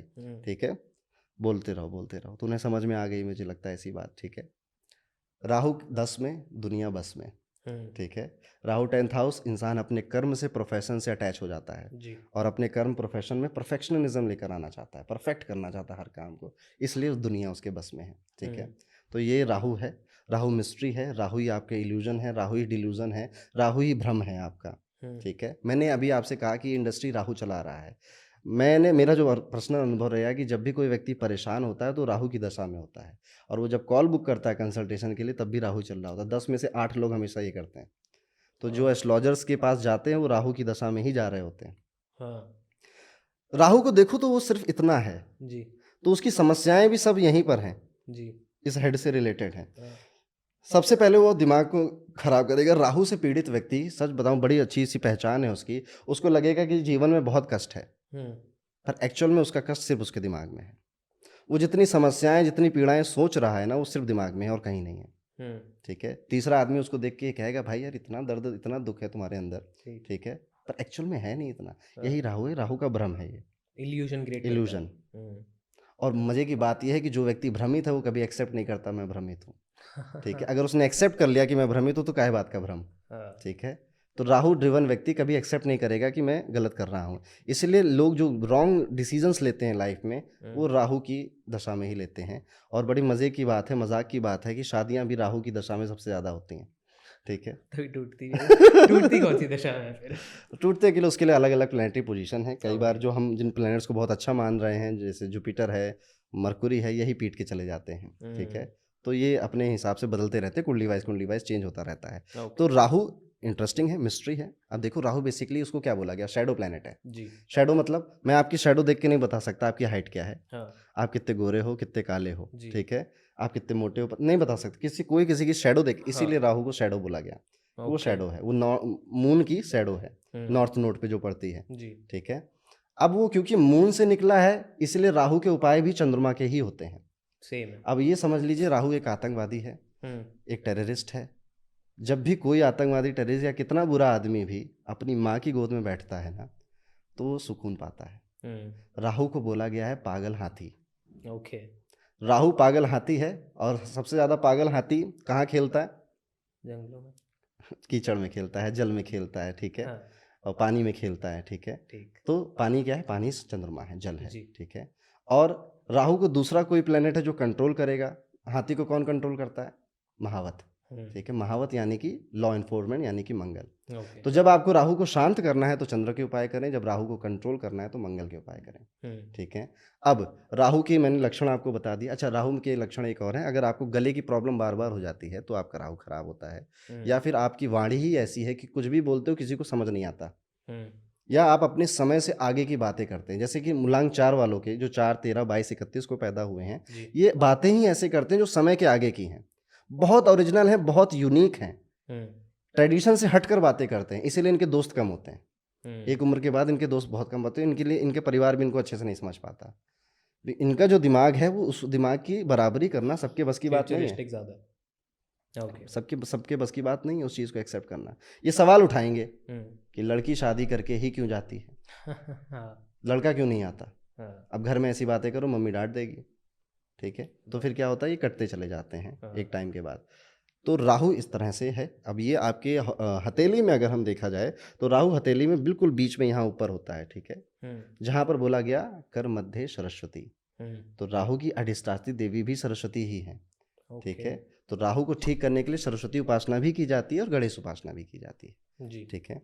तो अब राहु, अब इसके बारे में बोला जाए तो बहुत कुछ है राहु के अंदर, ठीक है। पर राहु में जिन लोगों को थोड़ा बहुत ज्ञान है ज्योतिष का, दशाएं देख लेते हैं। राहु को ठीक करने का एक बहुत आसान सी रेमेडी है कि आप गंगा स्नान करें, क्योंकि गंगा जल है, सबसे प्योरेस्ट फॉर्म ऑफ वाटर इस गंगा जी। तो आप जितना गंगा स्नान करते हैं, लेट्स सपोज आपके शहर के पास गंगा जी नहीं है, तो कोई भी पवित्र नदी है वहाँ पे आप जितना स्नान करते रहते हैं, राहु कहीं भी बैठे हॉरोस्कोप में, वो ठीक रहता है, वो कोई ज़्यादा दिक्कत नहीं देता। उसके बाद आपकी हथेली में आता है सबसे नीचे इस पोर्शन के करीब, ठीक है, केतु, ठीक है। अब इनको ऑब्जर्व करना बड़ा कठिन होता है, ठीक है। इसके लिए वो नहीं आप देखते हो ऐसे दिखते हैं लोग हथेलियाँ, वो चाहिए होता है, ठीक है। पर मैं तब भी चाहूँगा कि लोग केतु को समझें, ठीक है। ये सारे ग्रह कहीं दूर नहीं बैठे आसमान में, ये सारे ग्रह आपके अंदर हैं, ठीक है, शरीर में। आपकी इमोशंस हैं, आपकी भावनाएं हैं, और सबसे बड़ा आपका डिजायर है, ओके, ठीक है। ज्योतिष में सबसे पेनफुल हाउस किसको बोला गया? 11th हाउस को, ठीक है, क्योंकि 11th हाउस में डिजायर्स हैं, इच्छाएं हैं, और आपके दुख का कारण आपकी इच्छाएं हैं जी। हर किसी के दुख के कारण उनके डिजायर होते हैं। इच्छा पूरी हो गई तो दुख है, नहीं पूरी हुई तो भी दुख है, ठीक है। डिजायर को पूरा करना, फुलफिल करना कहीं ना कहीं केतु के बस में होता है जी, ठीक है। जो लोग 7 मूलांक के हैं, 7, 16, 25 तारीख वाले, ये लोग ऑब्जर्व करेंगे कि ये जब गलती से कुछ बोल देते हैं तो क्या होता है, इनकी बातें सच हो जाती हैं। जैसे जब से आप मेरे साथ बैठे हो, आपने एक चीज़ ऑब्जर्व की होगी, मैं अपनी तारीफ खूब करता हूँ, ठीक है। मैं आपसे कह रहा हूँ अरे टक्कर लेने में बड़ा टाइम लगेगा, ठीक है। मैं क्यों कर रहा हूँ ऐसा? मेरा भाग्यांक 7 है। ओके, तो नंबर 7 वाले लोग, एक तो इनकी आदत होती है अपने आप को क्रिटिसाइज करने की, तो इनका केतु कहता है जो हुकुम मालिक, मैं इसे पूरा करता हूँ, ठीक है। अगर ये नंबर 7 है, आप बोलो कि मेरी किस्मत बड़ी खराब रहती है, वो कहेगा जो हुकुम मालिक, यही कर देता हूँ। और नंबर 7 का मूलांक या भाग्यांक है आपका, और आप बोल दो कि हम हैं, बाकी सब पानी कम है, तो ये यहाँ पर भी ये कहेगा जो हुकुम मालिक, ये करके दिखाता हूँ मैं, ठीक है। नंबर 7 वालों के लिए सबसे अच्छा है कि अपनी तारीफ खूब करो। दुनिया इगोइस्टिक समझे, घमंडी समझे, एरोगेंट समझे, क्या लेना देना भाई, 4 दिन की जिंदगी है, ठीक है। एक भी बात तुम्हारा केतु मान ले गया तो क्या हुआ? इसलिए इसे मैनिफेस्टिंग का भी प्लेनेट बोला जाता है। Okay, Ketu is your detachment, जैसा मैंने आपको पहले बताया। केतु ही अकल्ट की क्षेत्र में दिलचस्पी पैदा करता है। केतु रहस्य है बेसिकली। केतु की फोटो देखना, आंखें है ही नहीं, जब आंखें नहीं है तो क्या देखे? तो ये वो चीजें देखता है जो नॉर्मल लोग आंखों से नहीं देख सकते, ठीक है। इसीलिए केतु रहस्यों की बातें करता है। केतु ड्रिवन व्यक्तियों को रहस्य में बड़े मजे आते हैं, या फिर जिसमें बहुत सारा डेटा एनालिसिस है उसमें बहुत मजा आता है, रिसर्च में मजा आता है, तंत्र मंत्र, काला जादू, भूत प्रेत, इन सब में बहुत मजा आता है। इसलिए 2023 नंबर 7 का साल था। आपने देखा एस्ट्रोलॉजरों के पॉडकास्ट, लोग इतनी दिलचस्पी ले रहे हैं, ठीक है। और अभी देखना, अभी फरवरी तक, मार्च तक चलेगा, उसके बाद लोगों का इंटरेस्ट थोड़ा कम हो जाएगा इसमें, राइट, ठीक है। फिर 8 नंबर का इफेक्ट दिखाएगा, और ज़्यादातर पॉडकास्ट जो चलेंगे वो मेडिकल के चलेंगे, फाइनेंस के चलेंगे, हाँ ठीक है, क्योंकि जो 8 है वो मेडिकल का है, वो फाइनेंस का है, टेक के, एआई के बहुत पॉडकास्ट चलेंगे, ठीक है, कि 8 नंबर टेक का भी है, जी ठीक है। तो ये लोग शिफ्ट करने देखना शिफ्ट हो जाएगा, एक मार्च अप्रैल के बाद आप देखने लग जाना, ठीक है। केतु पे वापस आते हैं। केतु के पास आंखें नहीं है तो ये वो ऑब्जर्व करता है जो आंखों से नहीं देखा जा सकता, ठीक है। इसलिए आप देखोगे जो महेंद्र सिंह धोनी है, धोनी रिव्यू सिस्टम, दुनिया को पता ही नहीं चला क्या हुआ है, उन्होंने कहा कि रिव्यू ले रहे हैं और देखिए कितने करेक्ट होते थे। नंबर 7 बॉर्न है, ठीक है। पुतिन, वाओ रशिया हाँ का प्रेसिडेंट, जी नंबर 7 रूल्ड है, हाँ ठीक है। वो सारी चीज़ें कर रहे हैं जो लोग नहीं देख पा रहे हैं। क्यों यूक्रेन पे अटैक किया, लोग समझ ही नहीं पा रहे हैं, ठीक है। हाँ लोग अपने अपना गणित लगा रहे हैं, ठीक है। आज तक वो आदमी वहाँ का प्रेसिडेंट बना बैठा है, ठीक है, हाँ क्योंकि उसने वो सारी चीज़ें देखी जो दुनिया में नहीं देख पाया। वेरी पावरफुल पर्सन, ठीक है। राइट और पुतिन से बड़ी दिलचस्प चीज़ याद आई है, ठीक है। टॉपिक से थोड़ा भटक जाएंगे बट फिर भी हमारे ऑडियंस को पता चलना चाहिए। बताइए न्यूमरोलॉजी में नंबर 18 और 28 ये 2 बड़े पावरफुल नंबर हैं, ओके ठीक है। आपको कभी कुछ समझ ना आए ना कि मुझे कोई काम कब करना है, 28 तारीख को कर दो। मुझे ओके बिजनेस कब खोलना है, मुझे शादी कब करनी है, मुझे बच्चा कब पैदा करना है, 28 को कर दो, जी वो काम सक्सेसफुल हो जाएगा, ठीक है। अब पुतिन को देखना, नंबर 7 बहुत लीडरशिप का नंबर नहीं है, ठीक है। वो लीडरशिप की इतनी बातें भी नहीं करता, ठीक है। उनकी मैरिज देखिएगा किस डेट को हुई है, उनका बेबी कब किस डेट को बॉर्न हुआ है, ठीक है। या मैरिज या उनकी वाइफ 28 की है, इसमें कन्फ्यूजन है, देख लेना, जी ठीक है। एप्पल कब साइन हुआ था, कब पेपर्स बने थे, 28 को बने थे, ठीक ओके है। और आप 28 बॉर्न लोगों को देखिए, ठीक है। बिल गेट्स को देख लीजिए, शायद रतन टाटा और एलन मस्क भी 28 के हैं, ठीक है। तो 28 नंबर अपने आप में वेल्थ का नंबर है। रोलेक्स के कभी ऐड देखना, जी तो रोलेक्स के ऐड में आप पाओगे कि हमेशा वो 28 नंबर अपने डेट वाले उस पर ऐड करते हैं, हाँ ठीक है। तो ये भी 28 नंबर वहाँ पे आया, ठीक है। वाओ 18 नंबर अपने आप में बहुत पावरफुल है जी और इसका महाभारत में भी हमें सिग्निफिकेंस मिलता है। महाभारत में 18 दिन का युद्ध था, 18 गीता में चैप्टर भी थे। अक्षुणी सेना हुआ करती थी, ठीक है। और आप देखेंगे पांडवों की सेना 7 अक्षुणी सेना और कौरवों के पास 11 अक्षुणी सेना, तो 11 प्लस 7 वो भी 18 हो जाता है। जी अब एक अक्षुणी सेना में 21,870 हाथी होते थे, हाँ रथ होते थे, और 65,610 घोड़े होते थे। हाँ अब 21,870 65,610 इसे भी जोड़ोगे तो वो 18 ही आएगा, ठीक अच्छा है। तो अब 18 ही क्यों? हाँ ये एक ऐसा नंबर है जिसमें शनि भी है और सूर्य भी है, दोनों कट्टर दुश्मन एक दूसरे के, ठीक है। सूर्य बातें कर रहा है आपके रजस तत्व की, ठीक है, कि एरोगेंस की बातें कर रहा है, और शनि को मैंने क्या बोला कि वो स्टाफ है, नौकर है जी वो। तो दोनों अपोजिट पावर हैं और वो एक साथ मिलती हैं, तब धर्म युद्ध होता है और धर्म की जीत होती है। तो 18 नंबर यहाँ पे बहुत पावरफुल हो जाता है। अब ये 18 नंबर पे जो लोग बॉर्न होते हैं ये अपने अंदर हमेशा एक कसमकस पाएंगे, ठीक है। कभी कभी इनका मन बड़ा सात्विक बनने का करता है, कभी कभी इनका मन थोड़ा डालमडोल भी हो जाता है, कभी कभी गड़बड़ भी हो जाता है। जी तो अंदर ही एक युद्ध चल रहा है इनके, हम्म महाभारत की तरह, हाँ ठीक है। और इनको श्रीहरि का साथ चाहिए ताकि वहाँ पे शांति बन सके, जी ठीक है। तो 18 नंबर की पावर, ऐसे अनेक अनेक नंबर हैं इनकी अलग अलग सिग्निफिकेंस है। जैसे मास्टर नंबर्स होते हैं 11 22, ठीक है, इनकी अपनी सिग्निफिकेंस है। जैसे 11 नंबर वाला he is a dreamer but not a doer, okay ठीक है। 11 नंबर पे सबसे बड़ी बड़ी चीज़ें होती हैं, ठीक हाँ है, जो इतिहास, जैसे हमारा न्यूयॉर्क सिटी में हुआ था, बॉम्बार्डिंग हुई जी थी, ठीक है, वो 11 26 11 26 11 9 11, ठीक है। तो 11 नंबर पे ऐसी चीज़ें होती है। ट्विन टावर भी 11 जैसा दिखता था, ठीक है, हाँ 110 फ्लोर भी थे, न्यूयॉर्क सिटी में भी 11 लेटर है, वाओ ठीक है। ओके 8 नंबर को आप देखोगे तो 8 number is a number of money and wealth, जी ठीक है। लोग इससे डरते हैं, घबराते, नहीं डरना चाहिए, ठीक है। एक्चुअली ये नंबर है वेल्थ का, मनी का। आप, और सबसे ज़्यादा इसे फॉलो करता है चाइना। हम्म उनका ओलंपिक हुआ था 8 अगस्त जी 2008, हम्म 8:08 पे इनाग्रेशन, हाँ, ठीक है। तो ये उन्होंने वहाँ पे इसको फॉलो किया। अब चाइना में जो 8 है उसे फा बोलते हैं, ठीक है, वो मनी से रिलेट करता है उनकी लैंग्वेज में, इसीलिए वहाँ पे 8 नंबर के लिए करोड़ों रुपए की बिडिंग होती है कि हमें 8 नंबर मिल जाए। बड़ा ऑस्पिशियस मानते हैं चाइना में इस नंबर को। इंडिया में भी 8 नंबर पे आपके बड़े बड़े काम होंगे या फिर आपको बड़ी बड़ी चीज़ें मिलेंगी, बट इसके इस नंबर के साथ ना एक दुख भी जुड़ा हुआ है, डिलेनेस का, हार्ड ओके वर्क का, ठीक है। जैसे स्पेशली जो 26 बॉर्न फीमेल्स होती हैं उनको मैरिड लाइफ में इश्यूज आते हैं, शादी होती नहीं है या होने के बाद बड़ी लड़ाइयाँ होती, ठीक है। तो इनको बड़े इश्यूज देखने को मिलते हैं। ऐसे ही कर्क लगन की महिलाओं को भी मैरिड लाइफ में बड़े इश्यूज देखने को मिलते हैं। जी तो कुछ चीज़ें हैं जो कि पेन भी इनके साथ जुड़ा हुआ है। हम केतु की बात कर रहे थे, फिर भटक गया मैं रास्ते से, ठीक है। बताइए तो केतु डिटैचमेंट है, केतु ही स्पिरिचुअलिटी है आपकी, ठीक है। केतु को ठीक करने का एकमात्र साधन होता है कि आप ध्यान लगाएं, मेडिटेशन करें। केतु का 7 ऐसे बन के ऐसे नीचे जाता है ना, तो जो नीचे है वो आपकी इनर डेप्थ है। जितना आप अपने आप को समझोगे, जितना नीचे जाओगे, उतना आपका केतु ठीक हो जाएगा। केतु ही आपकी मैनिफेस्टेशन पावर है। जी आप जो कह दो वो हो जाए, इससे बड़ी ताकत क्या है, वो केतु ही करवा सकता है, इसलिए मैंने आपको अपना वो 7 नंबर वाला एग्जाम्पल दिया। जी हमने सभी ग्रहों की बात करी, हथेली में मंगल की बात करते हैं, ठीक जी है। मंगल 2 तरह से होता है, छोटा मंगल बड़ा मंगल बोलते हैं उसको। ये 2 पॉइंट्स यहाँ पर होते हैं आपके, ठीक है, इनसे देखा जाता है। पर पहले मंगल को समझते हैं। मंगल आपकी एनर्जी है, जी से लाल ग्रह मंगल, ठीक है। तो रेड पावर से हम डेंजर भी दर्शाते हैं, गुस्सा भी दर्शाते हैं रेड कलर से। तो मंगल आपके अंदर की एनर्जी है, आपका एग्रेशन है, आपका एंगर है, आपकी पावर है, आपका एंथुजियाज्म है। ओके मंगल ही आपका भाई भी है, ठीक ओके है, वो ब्रदर है आपका, ठीक है। जी मंगल ही आपके घर में जितने मांगलिक कार्य होते हैं वो मंगल है, ठीक है। ओके इसीलिए इसको पहचानने का तरीका बड़ा आसान है। जब आपके घर में मेहमान आने वाला होता है तो क्या पहले घर में कुरुक्षेत्र बन जाता है, झगड़ा होता है, लड़ाई होती है किसी भी बात को लेकर। हाँ या जब भी आप कोई मांगलिक कार्य करने वाले होते तो क्या घर में झगड़ा हो रहा है, लड़ाई हो रही है, किसी का मूड ऑफ हो रहा है, समझ जाना मंगल खराब है, घर का भी, वास्तु के हिसाब से भी और आपकी कुंडली का भी, वाह ठीक है। तो ये मंगल को पहचानने, अगर आपको अपने भाई को देख के आंख में खून उतर आता है या आपको ऐसा लगता है कि मेरा भाई मुझे धोखा देता है, चीटिंग करता है मेरे साथ, या मैं इसके साथ नहीं रहूंगा, इसके मंगल खराब है आपका, ठीक है। अगर आपके दोस्त आपको आपके मुसीबत में कभी साथ नहीं आ रहे हैं, ठीक है, और आपको वो सिर्फ गुमराह या आपका टाइम वेस्ट कर रहे हैं, आपकी शादी में अगर आपका दोस्त कुर्सी नहीं लगा रहा है तो समझ जाओ मंगल खराब है, ठीक है। और मंगल को समझने की, अगर दोस्त आपकी शादी में कुर्सियां लगा रहे हैं, जी आपको समस्या आती है, 10 लोग आते हैं कि तेरा काम है मैं करूंगा, ठीक हाँ है। आप पे बात आती है, 10 लोग आपके साथ खड़े हो जाते हैं कि तू टेंशन मत ले, हम तुम्हारे साथ हैं।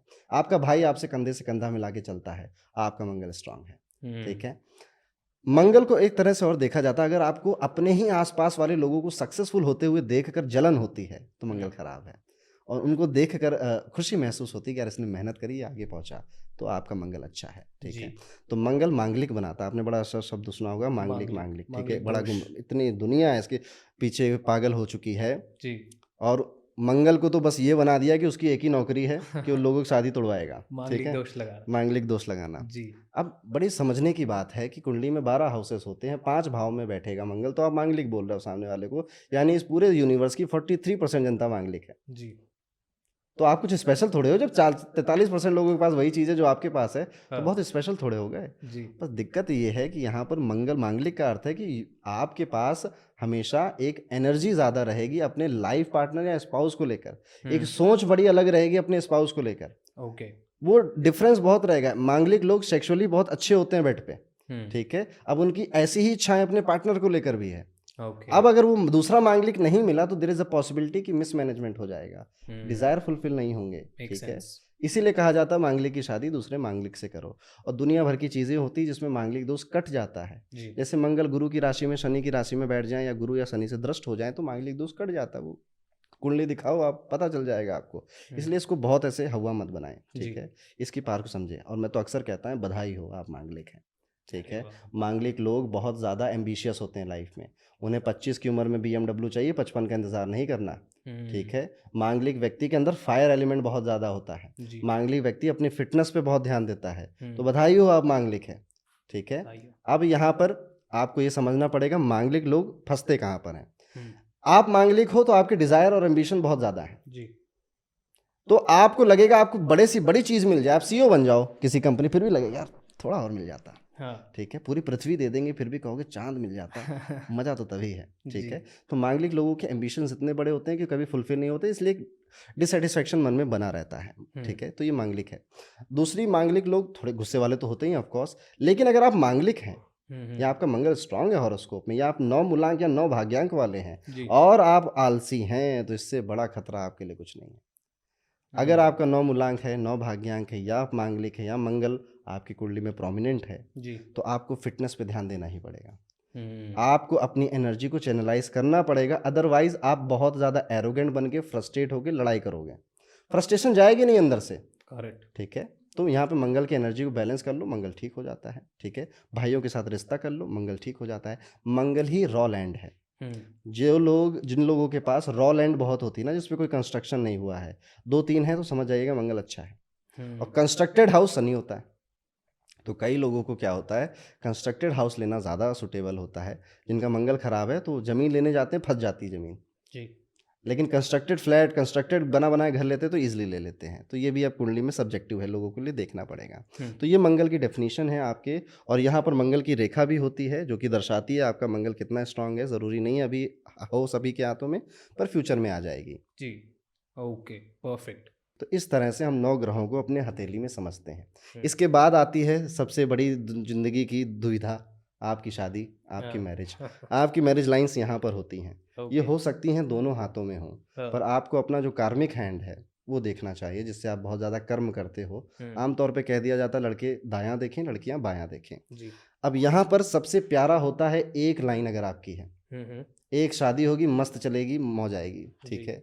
2 लाइनें हैं, तो यहाँ पे गुमराह मत हो जाना कि 2 शादी करोगे, ठीक है। हम्म, यहाँ पर भी होगी शादी एक ही, लेकिन शादी से पहले बहुत अच्छा अफेयर होगा। किसी से हम्म। करना चाहते होगे, ठीक है, फिर पप्पा नहीं मानेंगे, ठीक है, फिर दूसरी शादी करोगे। 3 जी। रेखाएँ जिनकी होंगी, ऐसे लोग होते हैं दिलफेक आशिक, अच्छा। ठीक है। ये शादी से पहले बहुतों के साथ प्रेम करेंगे, बहुतों से अट्रैक्ट भी हो जाएँगे, लेकिन जिस दिन विवाह कर लेंगे, हाँ। उस दिन ऐसे लोग एक के लिए लॉयल हो जाएँगे। उसके वाह। बाद उन्हें किसी से कोई मतलब नहीं है। इसके बाद 4 या 5 रेखाएँ हो जाती हैं, तो ये वही लोग हैं कि अभी मेरी उम्र नहीं हुई है, मैं शादी नहीं करूँगा। हाँ। या फिर इनका साधु संत बनने का मन करने लग जाता है, ठीक है। हाँ। तो ये मैरिड करने की उतनी इच्छा नहीं होती, समाज करवा दे वो बात अलग है, हम्म, वो दिल में उतनी इच्छा नहीं आती है। अगर आपकी मैरिड लाइन आगे से 2 भागों में बँट गई है, तो डाइवोर्स होगा, फिर दूसरी शादी होगी। जी। अगर आपकी मैरिज लाइन यहाँ पर कट गई है, तो हम्म, भी आपका डाइवोर्स होगा, ठीक है, आपका तलाक हो जाएगा। हम्म, अगर आपकी विवाह रेखा जो यहाँ पर निकली है, ये जितना आपके हार्ट लाइन से मुड़ जाएगी, लव मैरिज होने के चांस हैं, ओके। ठीक है, क्योंकि ये दिल की बात करती है ना हार्ट लाइन, जी। लव मैरिज के चांस हैं। और जितना इसके विरुद्ध जाएगी, ऊपर जाएगी, तो अरेंज मैरिज के चांसेस हैं आपके। हम्म, तो इस तरह से देखा जाता है, बाकी की चीज़ें भी देखी जाती हैं इसको देखते समय। तो इस तरह से आप अपनी हथेली को समझ सकते हैं, ठीक है। और अंत में यही कहूँगा, जिन हथेलियों में मैंने मेहनत की रेखा देखी है, उन्हीं हथेलियों में राजयोग देखे हैं। वाह। Okay, perfect. सो जैसे हमने इतनी ज़्यादा बात करी, पूरी ही बात कर डाली हमने इस हाथ की, तो जो हमारी ये फिंगरप्रिंट्स होते हैं और जो यहाँ पे लाइंस होती हैं, इनका भी कुछ सिग्निफिकेंस जी होता हाँ। है? इसे शंख और चक्र बोला जाता है। अब जी। इसको बड़ा ऑब्ज़र्व करना पड़ेगा और आपको फ़ोटो लगानी पड़ेगी, ठीक है। जी। हमारे जो फिंगरप्रिंट्स हैं, इनको 2 भागों में बाँटा गया है, या तो शंख या तो चक्र। ओके। शंख मतलब होता है कि इस तरह से पोर्शन होता है, ठीक है। हाँ। चक्र मतलब पूरा गोल-गोल राउंड फिंगरप्रिंट होते है, हैं, राउंड राइट। होता है, ठीक है। अब कहा गया है, दसों शंख योगी और दसों चक्र राजा।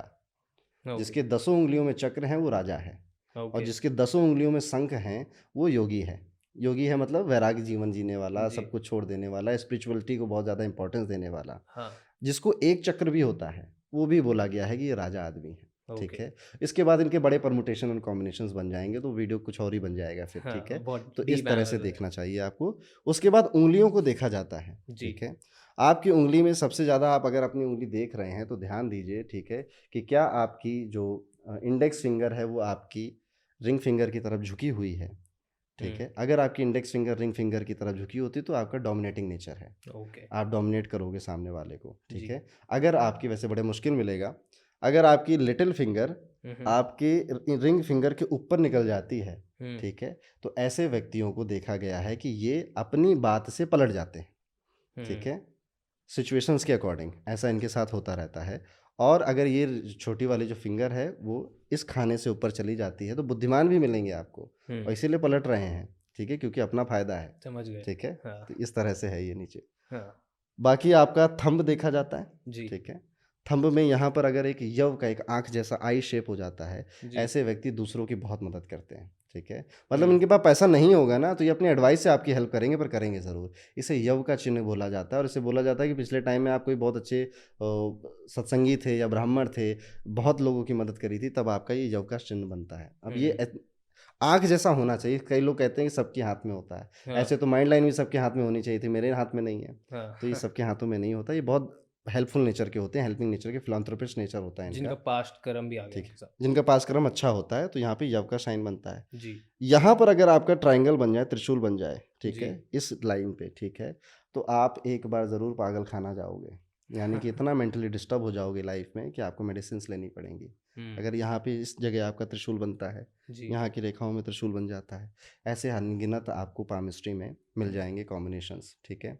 थोड़ी बात राजयोग की कर लेते हैं, बताइए। कि क्योंकि राजयोग तो सबको चाहिए, ठीक है। चाहिए, हमें भी चाहिए। पर हमें ये समझना पड़ेगा कि ये राजयोग है क्या।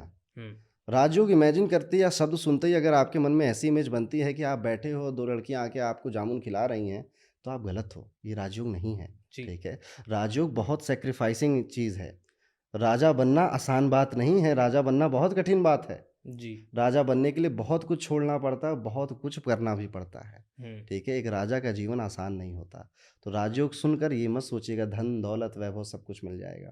ठीक है, राजा का जीवन आसान नहीं होता, कब युद्ध हो जाए, ठीक है, कब कोई तख्ता पलट कर दे, कब कोई धोखा दे दे, कितना कुछ मुझे सीखना है, रणनीति भी सीखनी है, युद्ध नीति भी सीखनी है। तो राजा को बहुत सेक्रीफाइस करने पड़ते हैं। तो राजयोग आपको मिलेगा, पर उस राजयोग की मीनिंग आप क्या ले रहे हो वो आपको समझना पड़ेगा। जैसे ज्योतिष की अगर मैं बात करूं, आप लोग ज्योतिष में भी 300 तरह के राजयोग होते हैं।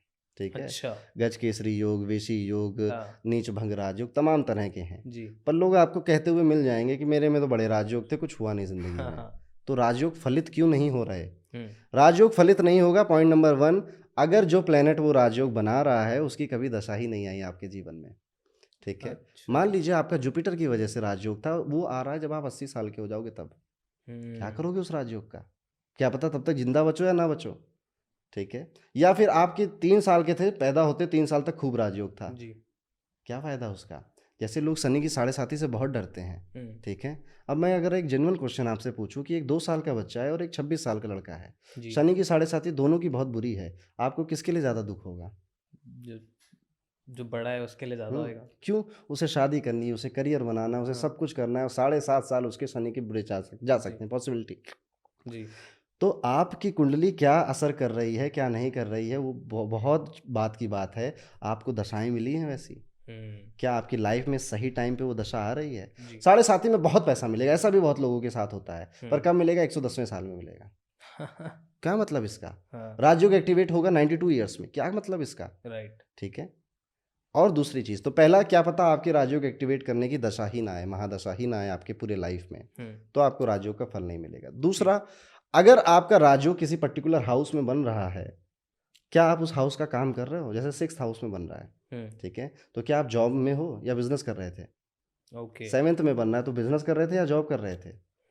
तो राजयोग को समझना भी पड़ेगा कि ये किस चीज के लिए है ये राजयोग। मतलब अगर राजयोग बन भी रहे तो उसके साथ हम अलाइन करना पड़ेगा, तो वो वेस्ट हो गया। बिल्कुल करेक्ट। आपको अपनी यही तो ज्योतिष कराता है, आपको ये सारी बातें बता देता है कि इस टाइम पे इस जगह मौजूद होना, सही टाइम पे सही जगह मौजूद होना भी अपने आप में एक राजयोग है। अपॉर्चुनिटी वेस्ट ना हो। Yes, right.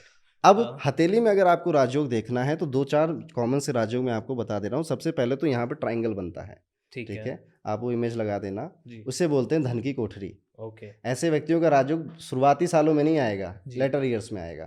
जब ये 45 के ऊपर चले जाएं, पैसा बचाएंगे, इकट्ठा करेंगे, वेल्थ क्रिएट करेंगे, एसेट क्रिएट करेंगे और बच्चों के लिए छोड़कर चले जाएंगे, तो ये धन की कोठरी हो गई। दूसरा राजयोग है, अगर यहाँ पर आपका फिश का साइन बन जाता है, मछली का, तो ये भी कहता है ये आदमी रेत से तेल निकाल दे, ठीक है, यानी रेत को भी बेचकर पैसा बना ले, यानी कि किसी भी तरह का बिजनेस ये कर सकता है। तीसरा राजयोग है कि अगर आपकी भाग्य रेखा पतली है, महीन है, बिना टूटी हुई है, ये भी अपने आप में एक राजयोग है। क्यों?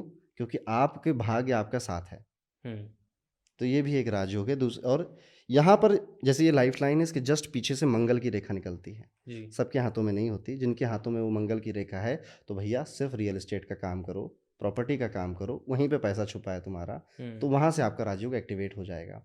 और इसके बाद त्रिशूल बन जाना हथेली में, ठीक है। अगर आपके वीनस माउंट पे त्रिशूल बन रहा है तो आपको लग्जरी खूब प्राप्त करवाएगा। अगर आपके मरकुरी माउंट पे बन रहा है तो आपको बिजनेस खूब प्राप्त करवाएगा। आपके सैटर्न माउंट पे बन रहा है तो आपको यहाँ पर भी आपका काम क्षेत्र बहुत अच्छा चलेगा। जुपिटर पे बन रहा है तो आपको सम्मान बहुत मिलेगा, इज्जत बहुत मिलेगी। जैसे जैसे आपकी उम्र बढ़ती चली जाएगी वैसे वैसे आपका सम्मान बढ़ता चला जाएगा। तो इस तरह से आप इन राजयोगों को समझ सकते हैं। Perfect sir. कोई ऐसा वे है जैसे कि मैं अपनी डेट ऑफ बर्थ से जानना चाहूँ कि मेरे को न्यूमरोलॉजी रिपोर्ट मिल जाए कुछ ऐसा सा? और मैंने सुना, मैं रिसर्च जब कर रहा था तो मैंने फॉर्च्यून रिपोर्ट के बारे में कुछ पढ़ा, तो एक बार क्लैरिटी मेरे को दे दो और ऑडियंस को भी कि हम कैसे उसको यूज़ कर सकते हैं और क्या बेनिफिट्स हैं। फॉर्च्यून रिपोर्ट सबसे पहले जिनको नहीं पता, ये रिपोर्ट मैंने खुद ने बनाई है। ओके। ठीक है, अपने स्टूडेंट्स के साथ मिलकर 2 साल की मेहनत बड़ी लगी इसमें, ठीक है जी। क्योंकि मार्केट में बहुत सारी न्यूमरोलॉजी रिपोर्ट मौजूद हैं, ठीक है, पर उसमें फिर अलग क्या है, हर कोई वही एक सेम चीज़ दे रहा है। मेरा न्यूमरोलॉजी में जो अनुभव रहा, मेरे जो एक्सपीरियंसेस रहे नंबर्स को लेकर, उनको हमने इस रिपोर्ट में पिरोया है, ठीक है। तो ये बिल्कुल इन हाउस है, आपको कहीं और नहीं मिलेगी एस्ट्रोन पंडित के अलावा, ठीक है, क्योंकि ये इन हाउस हमारी चीज़ है। अब इस रिपोर्ट में मिलेगा क्या आपको? सबसे पहले तो आपकी डेट ऑफ बर्थ से आप हो कौन ये बताया जाएगा।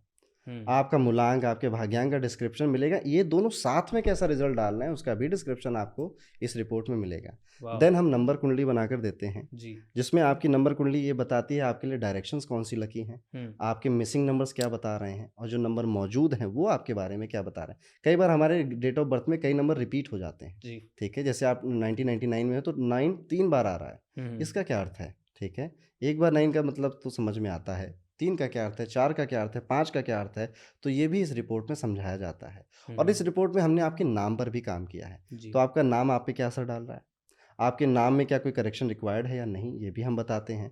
इसके बाद हम चैलेंज नंबर, सक्सेस नंबर, सोलर्ज नंबर, ऐसे कई सारे नंबर्स जो कि अंक ज्योतिष में बहुत महत्वपूर्ण होते हैं, इनके बारे में डिटेल में बताते हैं और फिर रेमेडीज बताकर आपको 1 साल का प्रेडिक्शन भी एक्यूरेट देने की कोशिश करते हैं। जी। तो ये फॉर्चून रिपोर्ट तकरीबन 40-60 पेजेस की होती है, वाह। जिसमें आपकी डेट ऑफ बर्थ की पूरी डीएनए, पूरा चीर-फाड़ हम करके देते हैं। तो Perfect. आप में से किसी को अगर चाहिए फॉर्चून रिपोर्ट तो आप डिस्क्रिप्शन में लिंक Description डाल में link देना। डाल देंगे।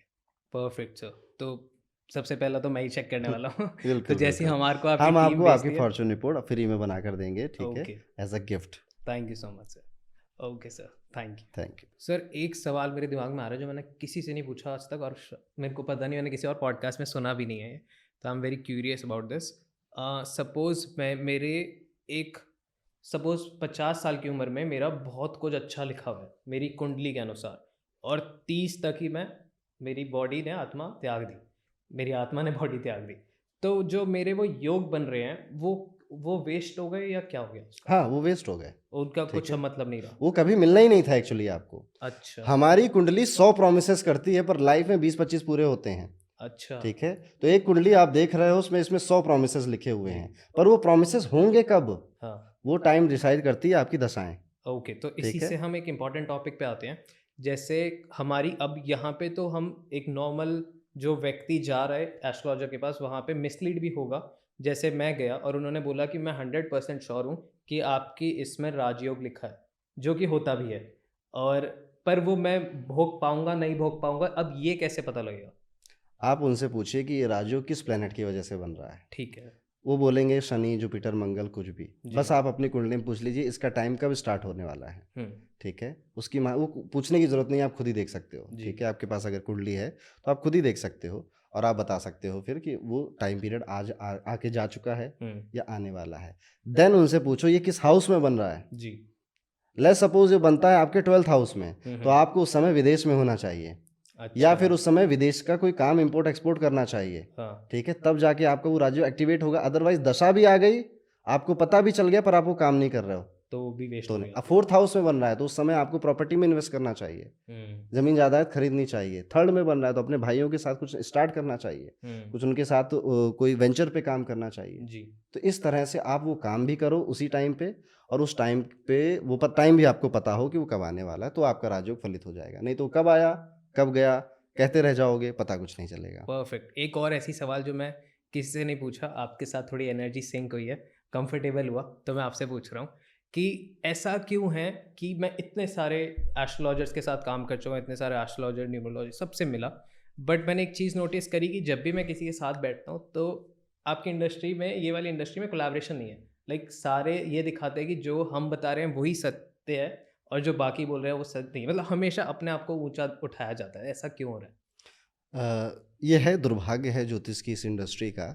सबसे बड़ा इसमें पॉइंट मार्केटिंग का है, ठीक ओके। है। कि अगर मैं बोल दूंगा कि ये इंसान बहुत अच्छा है, बहुत बेहतर है, जी। तो लोगों को लगता है कि लोग उनके पास चले जाएंगे, जबकि ये सत्य नहीं है।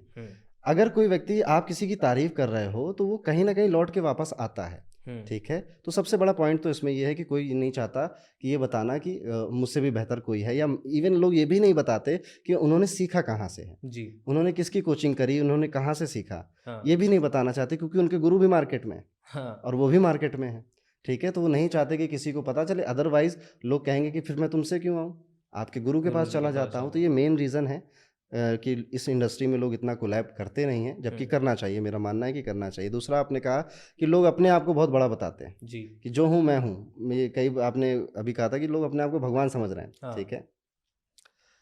इतिहास ने उन सभी पे कभी रहम नहीं किया है जिन्होंने भगवान बनने की ज़रूरत की है, ठीक है। History was not kind to those who try to play God. अगर आपने ईश्वर बनने की कोशिश करी है, इतिहास में बहुतों ने करी थी। सहारा सुप्रीमो भी थे, ठीक है। बहुत सारे लोग थे, जी। इतिहास उठा के पटक देता है। जी। तो कभी भी भगवान मत बनने देना, वो सिर्फ एक है, वो श्री हरि, वो उनकी जिम्मेदारी है, वो करने लगेंगे। जी। हम सारे ज्योतिषी सिर्फ एक माध्यम है, इसके अलावा कुछ नहीं है। हम्म।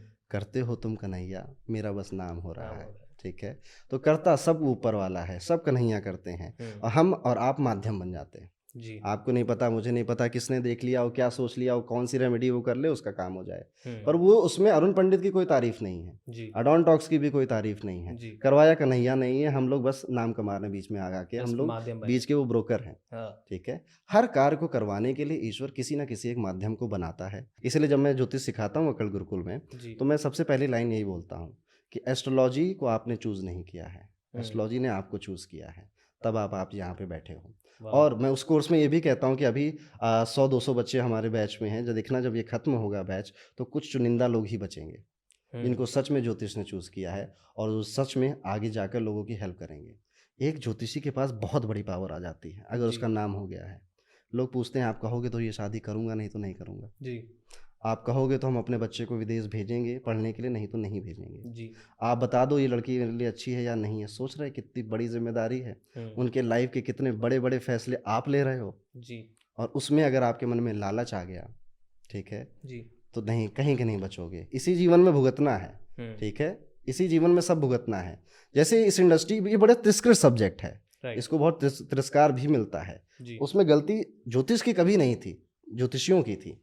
ठीक है, होता क्या है कि मैं आपको एक रियल लाइफ एग्जांपल बताऊं। एक माता आती है, एक माँ आती है, वो बोलती है कि अरुण जी मुझे आप पे बड़ा भरोसा है, जी। आपके वीडियोस देखे हैं, आप कुछ गलत नहीं बोलेंगे। हम्म। मैंने एक आदमी से बात करी थी, उन्होंने कहा था कि मेरा जो 6 साल का बेटा है वो आने वाले 6 महीनों में मर जाएगा। ओके। ठीक है, क्योंकि उसके ऊपर ये है, मार्केश है, वो सब कुछ है। हाँ। जबकि ऐसा कुछ नहीं था। ठीक है, हम्म। अब एक माँ को आप बोल रहे हो कि आपके बेटे की 6 महीने में डेथ हो जाएगी, और फिर बोल रहे हो ये 4,500 रुपये का यंत्र पहना दो तो बच जाएगा। ठीक है, भले उस माता को पता है कि तुम मुझे बेवकूफ़ बना रहे हो, पर फिर भी वो जो दिल में एक इमोशन है ना कि क्या पता अगर मैं कुछ हो गया तो मैं तो यही बोलूँगी ना ज़िंदगी भर कि वो उपाय नहीं किया था मैंने। जी। तो लोग यहाँ पर इतने हद तक भी गिर गए हैं। बहुत अच्छे लोग भी हैं, ऐसा नहीं कहूँगा, बहुत अच्छे लोग भी हैं इस ज्योतिष के संस्थान में। हर इंडस्ट्री में होते हैं अच्छे बुरे दोनों तरह के लोग। आपको मैं एज अ ऑडियंस हमेशा कहता आया हूँ कि ज्योतिष ये सब्जेक्ट एम्पावर बनाने के लिए बनाया गया है, किसी को कमज़ोर बनाने के लिए नहीं बनाया गया है। तो अगर आपको किसी एस्ट्रोलॉजर से मिलकर या ज्योतिष को देखकर, वीडियोस देखकर कमज़ोर महसूस हो रहा है ना, तो मत देखो, मत जाओ कहीं। ठीक है, जो आपको वीक महसूस करा रहा हो, डरा रहा हो, डरा रहा और हो, आपकी वाइब मैच ना हो रही हो। यस, आप वहीं पे जाएं, वही ये ज्योतिष एम्पावर करेगा आपको। इसीलिए जो व्यक्ति एस्ट्रोलॉजी सीख लेता है ना, जी। वो कभी गाली नहीं देगा, कभी इम्पॉसिबल है वो गाली दे दे कभी, जी। क्योंकि उसे पता चल जाएगा जो कुछ हुआ था, जो हो रहा है, जी। ये सब पहले से लिखा हुआ था। ठीक है, हमारी चाहत हमारी नहीं है। हम जो सोचते हैं ना कि हमारा डिज़ायर है, वो भी हमारा नहीं है, ये भी पहले से लिखा है। सब कुछ पहले से लिखा गया है, हम बस उसको करते जा रहे हैं, हम एक किरदार हैं। तो जब ये सब्जेक्ट पढ़ता है ना इंसान, वो बावला हो जाता है। हाँ। उसका वो मदमस्त हो जाता है, यार ये कितना दिलचस्प चीज़ है ये। हाँ। मतलब सोच के परे की बात है। अंक ज्योतिष में एक कॉन्सेप्ट होता है हार्ट डिज़ायर नंबर। ठीक है, वो आपके नाम से निकाला जाता है। ठीक है, आपके नाम में जो वॉवेल्स होते हैं उनको ऐड करो, हाँ, जो हाँ। नंबर आए उसकी एक मीनिंग होती है। जी। वहाँ पर भी आपके हार्ट के डिज़ायर को पहले से बता दिया जा रहा है। ठीक है, वाह। कि आपका जो नाम है, उस नाम की वजह से ये आपकी दिली इच्छा है। हाँ। ठीक है, तो सोचिए, जो इच्छाएं आप सोच के चल रहे थे कि मैंने बनाई है, मैंने की है, वो मैं सोच आपका रहा हूँ ये बनाऊंगा, वो भी तो आपका नहीं है, वो भी तो यूनिवर्स ने डाला है आपके अंदर। वाह। It is very fascinating. और ये कभी कभी सोच के ताज्जुब होता है कि कर्म जैसा कुछ है भी इस दुनिया में कि नहीं, हाँ। या सब कुछ पहले से रिटर्न है। ठीक है, तो मेरी तो खोज चल रही है इस बारे में। आपको कौन से माता पिता मिलेंगे, कौन से दोस्त मिलेंगे, क्या हाइट मिलेगी, क्या कलर मिलेगा, कुछ आपके हाथ में नहीं था। ये सब कुछ भाग्य का दिया है आपके पास। ठीक है, आगे भी आप जो चीज़ें देखोगे, कितनी सारी चीज़ें हैं जो आपके हाथ में कभी थी ही नहीं, वो भाग्य का दिया हुआ है। और हम जो कर्म कर रहे हैं वो लिखा हुआ है। तो कर्म है भी कहीं, या पूरी दुनिया भाग्य पे है? सोचने वाली बात है। सोचने वाली बात है। पर फिर ये कहीं जाके एक इरिटेटिंग पॉइंट नहीं है कि मैं तो फिर कुछ कर ही नहीं रहा? देखिए, एक फिलॉसफी मार्केट में डाली जाती है कि कर्म ही सब कुछ है। जी। आप कर्म करें, your destiny is in your hand. हाँ। ठीक है, ये डालनी बहुत ज़रूरी है, नहीं तो आप अपनी होप खो बैठोगे। ठीक है, आप बहुत पावरलेस फील करोगे। ठीक है, और कोई नहीं चाहता कि वो पावरलेस फील करे। इसीलिए हर कोई आपको यही बोलता रहेगा, इवन मैं भी और हर कोई, कि कर्म करो, कर्म करो, कर्म करो। क्योंकि कर्म करो जब बोला जाएगा तो आपको पावरफुल फील होगा। हाँ, ठीक है, आपको लगेगा हाँ मेरे हाथ में कुछ है, पर क्या सच में आपके हाथ में कुछ है? तो टेक्निकली ठीक है। इल्यूजन ही क्रिएट हो रहा है। सोचने वाली बात है। वाह, ठीक है। परफेक्ट। अच्छा, आपसे हज़ारों लोग पूछते हैं, हाथ दिखाते हैं, अपने नंबर्स बताते हैं और पूछते हैं कि शादी से रिलेटेड बहुत पूछते हैं। मेरा सवाल है, आपने अपनी शादी का देखा कि क्या हाँ है? जी, मेरी शादी का मैंने देख लिया है। बताना चाहोगे कुछ? क्या प्लान क्या है? क्योंकि बहुत सारी ऑडियंस है जो चाहती है जानना, और शायद बहुत सारी ऑडियंस है जो रिश्ता भी भिजवाते हैं आपको। तो क्या है आपके प्लान्स तो इस एक गूगल रिलेटेड? फॉर्म डलवा देना नीचे, ठीक है? सुंदर सी कन्याओं की, संस्कारी कन्याओं की, ठीक है? जी, जिनका कुछ भाग्यांक और मूल्यांक हो। बताइए। मेरे विवाह की तो बात छोड़ो, ठीक है, पर आपने सवाल बड़ा अच्छा पूछा है जी। विवाह का, ठीक है? प्रेम और विवाह, हुँ, ये 2 अलग चीज़ें होती हैं, जी, और दिक्कत तब होती है जब आप प्रेम को विवाह में बदल देते हो ओके, या बदलने की ज़रूरत करते हो। जी, प्रेम पूरी तरह से आध्यात्मिक है। हाँ, उसको किसी से कुछ लेना देना नहीं, ना तुम्हारी कास्ट से लेना देना, ना तुम्हारे परिवार से लेना देना। वो सिर्फ़ तुमसे प्रेम है, जी, तो प्रेम है। हुँ, लेकिन जब बात विवाह की आती है तो बातें सामाजिक हो जाती हैं। हुँ, तो विवाह एक सामाजिक प्रक्रिया है जिसमें शादियां परिवारों से होंगी।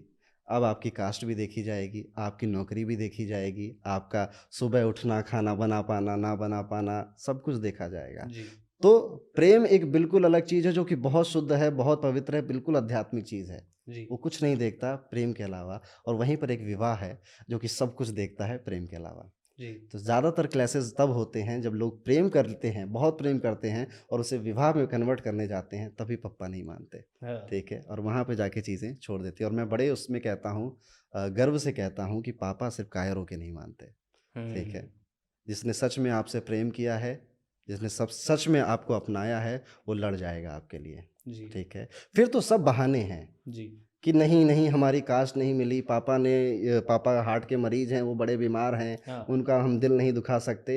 ये सब बहाने हैं, कितना बहाना किसको बनाओगे? ठीक है, खुद हुँ, को ही बना रहे हो। तो पापा उन्हीं के नहीं मानते जो कायर होते हैं। जी, ठीक है, बाकी जो दिलदार हैं, जिन्होंने सच में प्रेम किया है, वो खड़े रहेंगे, वो 7 साल इंतज़ार भी करेंगे। ठीक है, एब्सोल्युटली, और जैसा मैंने आपको पहले कहा था, डिटैचमेंट। जी, अगर मान लेते हैं कोई ऐसी सिचुएशन बन जाती है भगवान की कृपा से, जी, तो हमें छोड़ना भी आना चाहिए, क्योंकि प्रेम का ही दूसरा अर्थ है छोड़ना, त्याग। हुँ, ठीक त्याग, है, आप अगर छोड़ने को तैयार हो तभी आप सच्चा प्रेम कर रहे हो, नहीं तो वो प्रेम नहीं था, वो मोह था। हुँ, आप इन्फैचुएटेड थे सामने वाले से। ठीक राइट, है, तो ये बड़ी चीज़ें हैं। हम इंसान अपने आप को ही गुमराह कर रहे हैं। जी, हमारी ज़िंदगी लगी है हम भी अपने आप को बेवकूफ़ बनाने में।